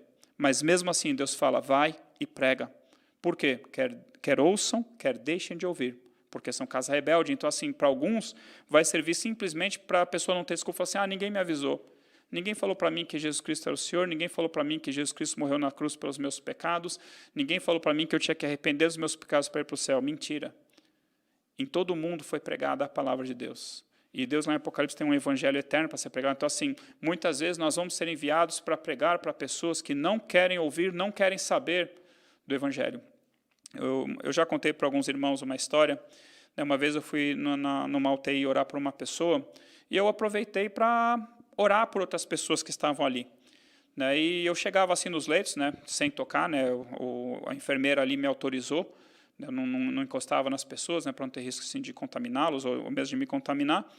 E eu orei por um, orei por outro, a pessoa, algum ali estava dormindo, orei por ele mesmo inconsciente, mas tinha lá um senhor que estava consciente, um senhor já de idade.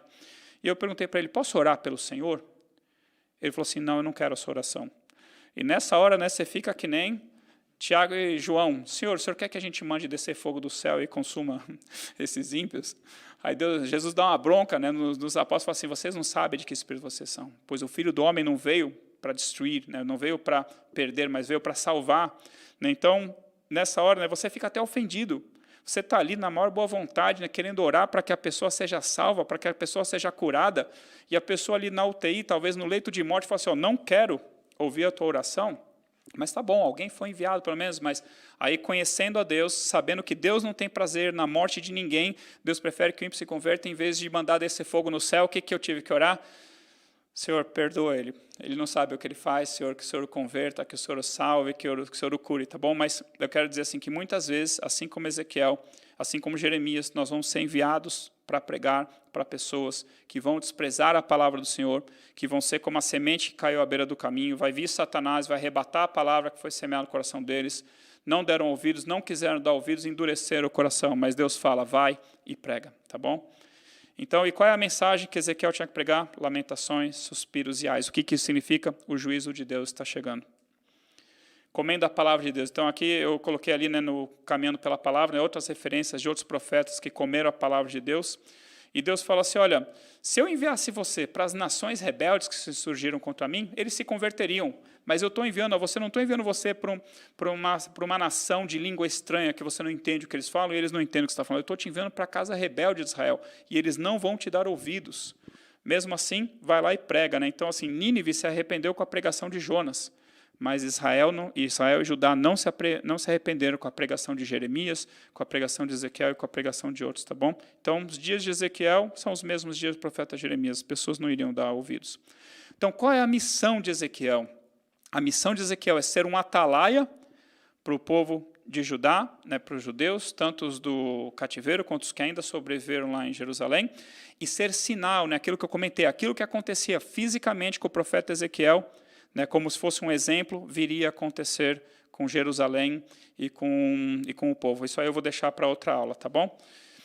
Mas qual é o dever do atalaia? O que é o atalaia? O atalaia é uma sentinela, né? Era um guarda que era colocado mais especificamente numa torre de vigia, e a função daquele guarda era ficar olhando, ficar observando. Se vinha alguém, né, se vinha uma comitiva de paz, ou principalmente se vinha um inimigo. Então, o dever do atalaia é avisar para o povo aquilo que ele está vendo, e principalmente se houver perigo, seja um inimigo a caminho, ou pior ainda, se for o juízo de Deus que está vindo, né? Porque muito pior do que simplesmente vir um inimigo, é vir o juízo de Deus sobre um povo. Porque, por exemplo, veio o inimigo, veio a Síria contra Jerusalém nos dias do rei Ezequias. Deus falou, não vai entrar aqui, não vai lançar uma flecha, eu vou destruir eles, fica tranquilo. Ótimo, o inimigo veio, o sentinela viu, o atalaia falou, olha, está vindo a Síria contra nós. Mas não tem problema, né? Deus ainda é conosco, glória a Deus por isso. Mas e quando vem o Senhor contra Jerusalém? Aí que entra o papel de Ezequiel. Ezequiel 3,17, filho do homem, eu te dei por atalaia, eu te coloquei como uma sentinela sobre a casa de Israel. Da minha boca ouvirás a palavra e os avisarás da minha parte. E que nem eu coloquei, Deus também constituiu Ezequiel como sinal para o povo. Assim vos servirá Ezequiel de sinal. Segundo tudo que ele fez, assim fareis. Então, tem uma hora que Ezequiel finge que está indo embora com uma mala. Ele já estava no exílio, ele pega uma mala e faz um buraco no muro, escapa pelo muro e foge. Né, e finge que está fugindo. Aí Deus pergunta para ele, alguém perguntou para você o que aconteceu? Não, ninguém perguntou para mim, ninguém ficou nem curioso, né, por que eu fiz isso. Mas fala para eles que assim vai acontecer lá com o rei Zedequias. Ele vai tentar fugir pela brecha do muro, mas o exército da Babilônia vai apanhar ele vai ser trazido cativo. Então, o atalaia de Israel, né? É muito importante isso daqui, isso serve para nós. Tá? Eu vou falar de Ezequiel, mas isso tem uma aplicação direta para nós. Então, essa aqui é uma outra revelação que eu acho que é muito importante nós guardarmos. Deus muda de ideia quando muda o coração do homem, seja para bênção, seja para juízo. E o que vale é o último estado da pessoa, né? Aquilo que eu coloquei na introdução. Então, Deus também não tem prazer na morte de ninguém, antes prefere que o ímpio se converta dos seus maus caminhos e viva. E se o atalaia não avisar as pessoas, então é só, eu sou um atalaia, você é um atalaia. Se o atalaia não avisar as pessoas, eles morrerão na sua própria iniquidade, mas o sangue delas Deus demandará das mãos do atalaia. Ele se torna culpado perante Deus. Se o atalaia avisar as pessoas, né, por exemplo, você vai lá, prega, olha, você tem que se arrepender, porque sem arrependimento, sem Jesus Cristo, você não entra no céu. Se você não pregar e a pessoa for morta, ela morreu na sua própria iniquidade, mas Deus vai demandar a vida dele, vai demandar de mim e de você. Tá? Então, assim, mas se nós pregarmos e a pessoa nos converter, você, como atalaia, salvou a sua vida. Você não terá culpa do sangue dessa pessoa, caso ela venha a perecer nos seus pecados. Tá bom? Então, assim, só para explicar o que significa que Deus muda de ideia quando muda o coração. Então, é um trecho que eu não peguei, não está aí nesses slides, mas se Deus fala assim, se eu falar que eu vou edificar uma nação, que eu vou abençoar uma pessoa, que eu vou abençoar o justo, se ele se desviar dos seus caminhos, ou se essa nação vier a cometer perversidade diante de mim, então aquilo que eu falei que ia fazer, né, que ia abençoar, eu não vou mais fazer, antes eu vou trazer juízo, entendeu? Então, Deus fala assim para uma pessoa, eu vou te abençoar, desde que o coração daquela pessoa persevere em seguir os caminhos do Senhor, tá bom? Porque se ela se desviar, né, Deus provavelmente vai trazer o juízo sobre ela. Então, o que vale é o último estado da pessoa. Filho do homem, quando eu fizer vir a espada sobre a terra, e o povo da terra tomar um homem dos seus limites e o constituir por seu atalaia, vendo ele que a espada vem sobre a terra, ele tocar a trombeta e avisar o povo, se aquele que ouvir o som da trombeta não se der por avisado, e vier a espada e o abater, o seu sangue será sobre a sua cabeça. Ele ouviu o som da trombeta e não se deu por avisado, ele ignorou, resolveu ignorar, né? O seu sangue será sobre ele, mas o que se dá por avisado salvará a sua vida. Mas se o atalaia, olha só aquilo que eu comentei, mas se o atalaia vir que vem a espada e não tocar a trombeta e não for avisado o povo, se a espada vier e abater uma vida dentre eles, este foi abatido na sua iniquidade, mas o seu sangue eu demandarei do atalaia. A ti, pois, ao filho do homem, eu te constituí por atalaia. Então é melhor você abrir a boca e falar para eles. Sobre a casa de Israel, tu, pois, ouvirás a palavra da minha boca e lhe darás aviso da minha parte. Né? Nós todos fomos enviados pelo Senhor Jesus Cristo para pregarmos o evangelho do reino. Quem crer e for batizado será salvo. Quem não crer será condenado. Mas nós fizemos o nosso papel de avisar, tá bom? Então Deus continua. Se eu disser ao perverso, ó perverso, certamente você morrerá. Se você não falar isso para o perverso, se você não transmitir para ele a palavra de Deus, avisando que Deus vai matá-lo, ele morrerá na sua iniquidade, mas o seu sangue eu demandarei de ti. Mas se você falar ao perverso para avisar do seu caminho, para que ele se converta, ele não se converter do seu mau caminho, ele morrerá na sua própria iniquidade, mas você livrou a sua alma. E ali, aquele trecho, né, que eu falei que Deus não tem prazer na morte de ninguém, isso está em Ezequiel 33:11. Tão certo como eu vivo, diz o Senhor Deus, não tenho prazer na morte do perverso, mas em que o perverso se converta do seu caminho e viva. Isso, para mim, a hora que eu li isso, a hora que eu entendi isso, que nem eu falei, me impactou, mudou a forma, né, como eu enxergo, né, tanto assim Deus quanto as pessoas, né, o que Deus quer que eu ore pelas pessoas, né? Convertei-vos dos vossos maus caminhos, pois por que a vez de morrer, ó casa de Israel? E aquilo que eu tinha comentado, né, que o que vale é o último estado da pessoa. Então, filho do homem, eu te dei por atalaia sobre a casa de Israel, da minha boca ouvirás as palavras e as avisarás da minha parte. Quando eu disser ao perverso, certamente morrerás, e tu não avisares e nada disseres para advertir do seu mau caminho, para lhe salvar a vida, esse perverso morrerá na sua iniquidade, mas o seu sangue da sua mão o requererei. Mas se você avisar o perverso, né, é aquela história, mas você salvou a tua vida. Também quando o justo se desviar da sua justiça e fizer maldade. Então assim, ó, agora vai falar do justo. Né, justo, a pessoa estava andando nos caminhos do Senhor. Se você quiser trocar justo por cristão, né, então, também quando o cristão se desviar da sua justiça e fizer maldade, e eu puser diante dele um tropeço, ele morrerá, visto que não avisaste, no seu pecado morrerá. E as suas justiças que praticara não serão lembradas, mas o seu sangue da tua mão requererei. No entanto, se tu avisares o justo para que não peque, ele não pecar, certamente viverá, porque foi avisado, tu salvaste tua alma. Então, assim, o justo estava lá andando nos seus caminhos, se desviou dos caminhos do Senhor, morreu na sua iniquidade. Deus fala assim, ó, das suas justiças que praticara não serão lembradas. O que vale para Deus é o último estado da pessoa. A justiça do justo não o livrará no dia da sua transgressão.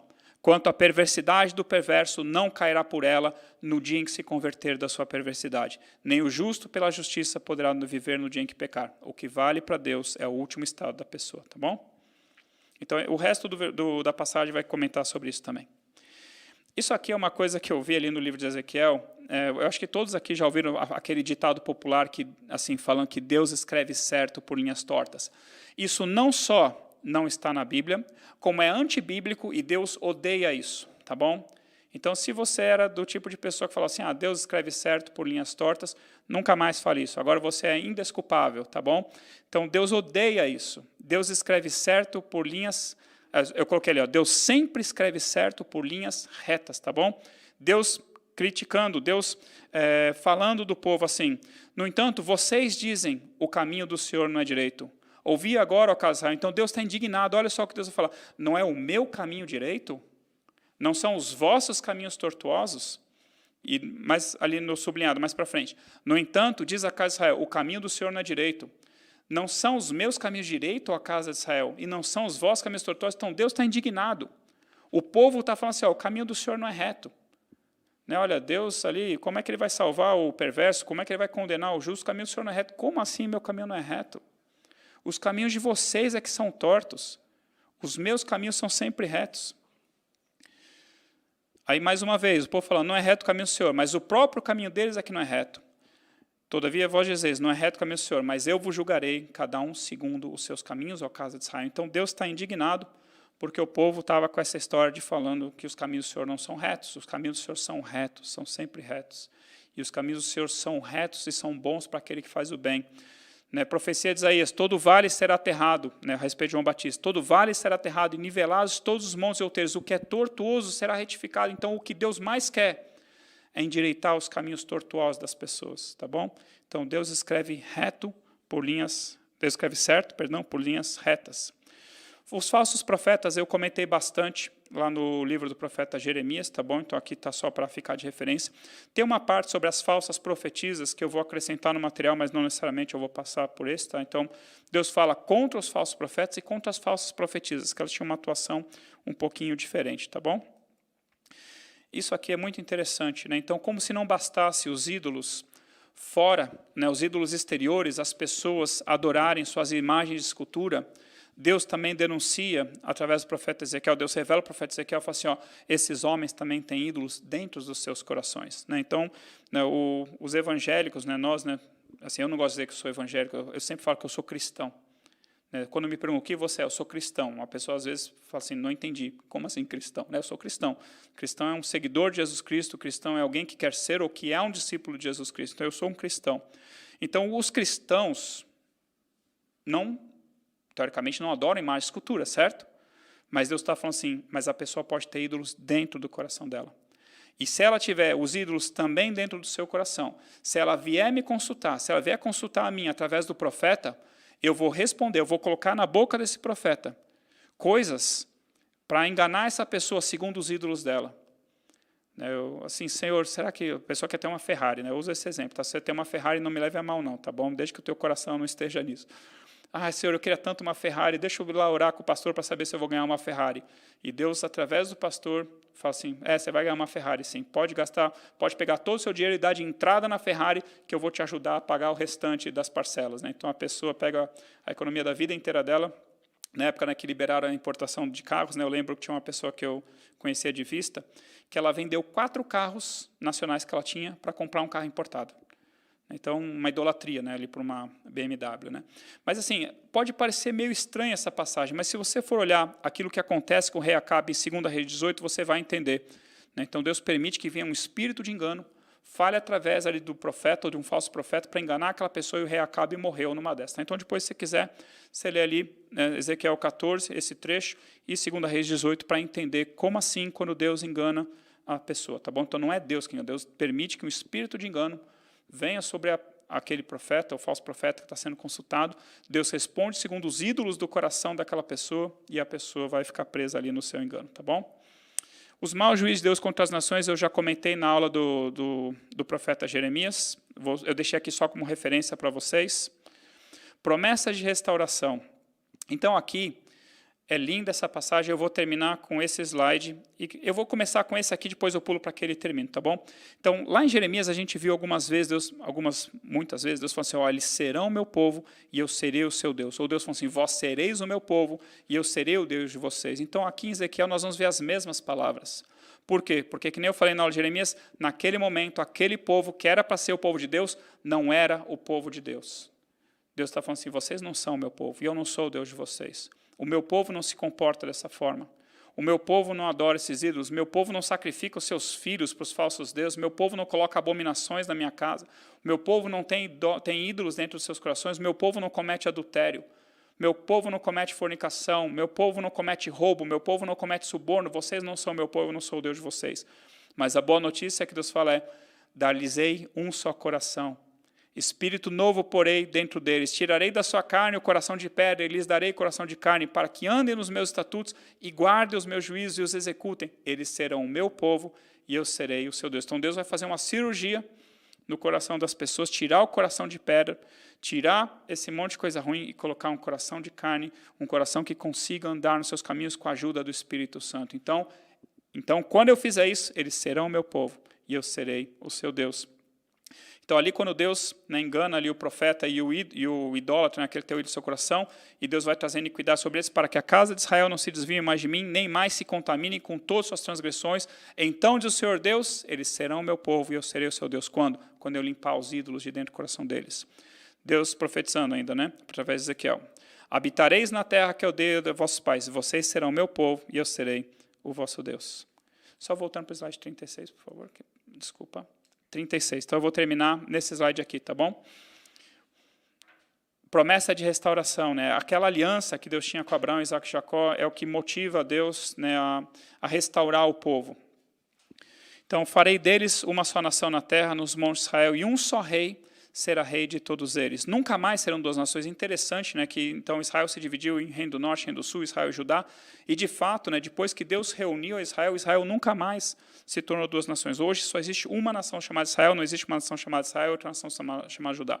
E aí Deus vai limpar eles das transgressões, assim serão eles o meu povo e eu serei o seu Deus. E olha só isso, o meu servo Davi reinará sobre eles. Todos eles terão um só pastor, andarão nos meus juízos, guardarão os meus estatutos e observarão. Se Deus está falando do milênio, se Deus está falando de Jesus Cristo, não sei, mas só sei que ele usou aqui o nome de Davi. E Davi, meu servo, será seu príncipe eternamente. Será que quando Deus ressuscitar Davi, vai colocar ele como príncipe eterno para a casa de Israel? Não sei, sei lá. Farei com eles aliança de paz, será aliança perpétua. Então Deus vai fazer uma nova aliança com o seu povo, né, que nem anunciado lá através de Jeremias, obviamente através de Jesus Cristo.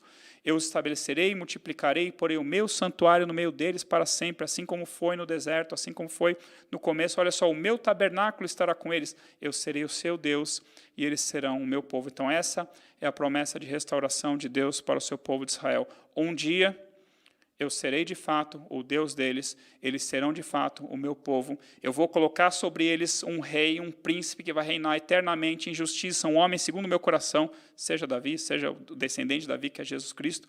Eu estarei no meio deles e eles serão o meu povo e eu serei o seu Deus. E glória a Deus por isso, tá bom? Então, a aula que vem eu começo aqui a partir de Ezequiel 38. Então, a aula que vem eu vou tentar terminar o livro de Ezequiel e já começo o livro do profeta Daniel. E eu vou acrescentar slides aqui nesse material para os irmãos, né? Não vai dar tempo de eu passar por tudo, mas fica aí depois como referência, tá bom? Que Deus te abençoe, em nome de Jesus. Amém.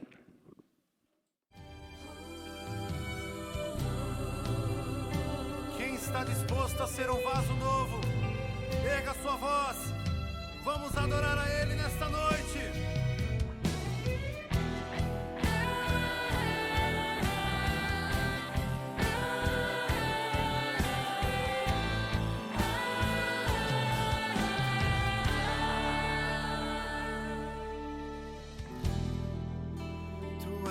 Minha canção e eu te louvarei e eu te adorarei.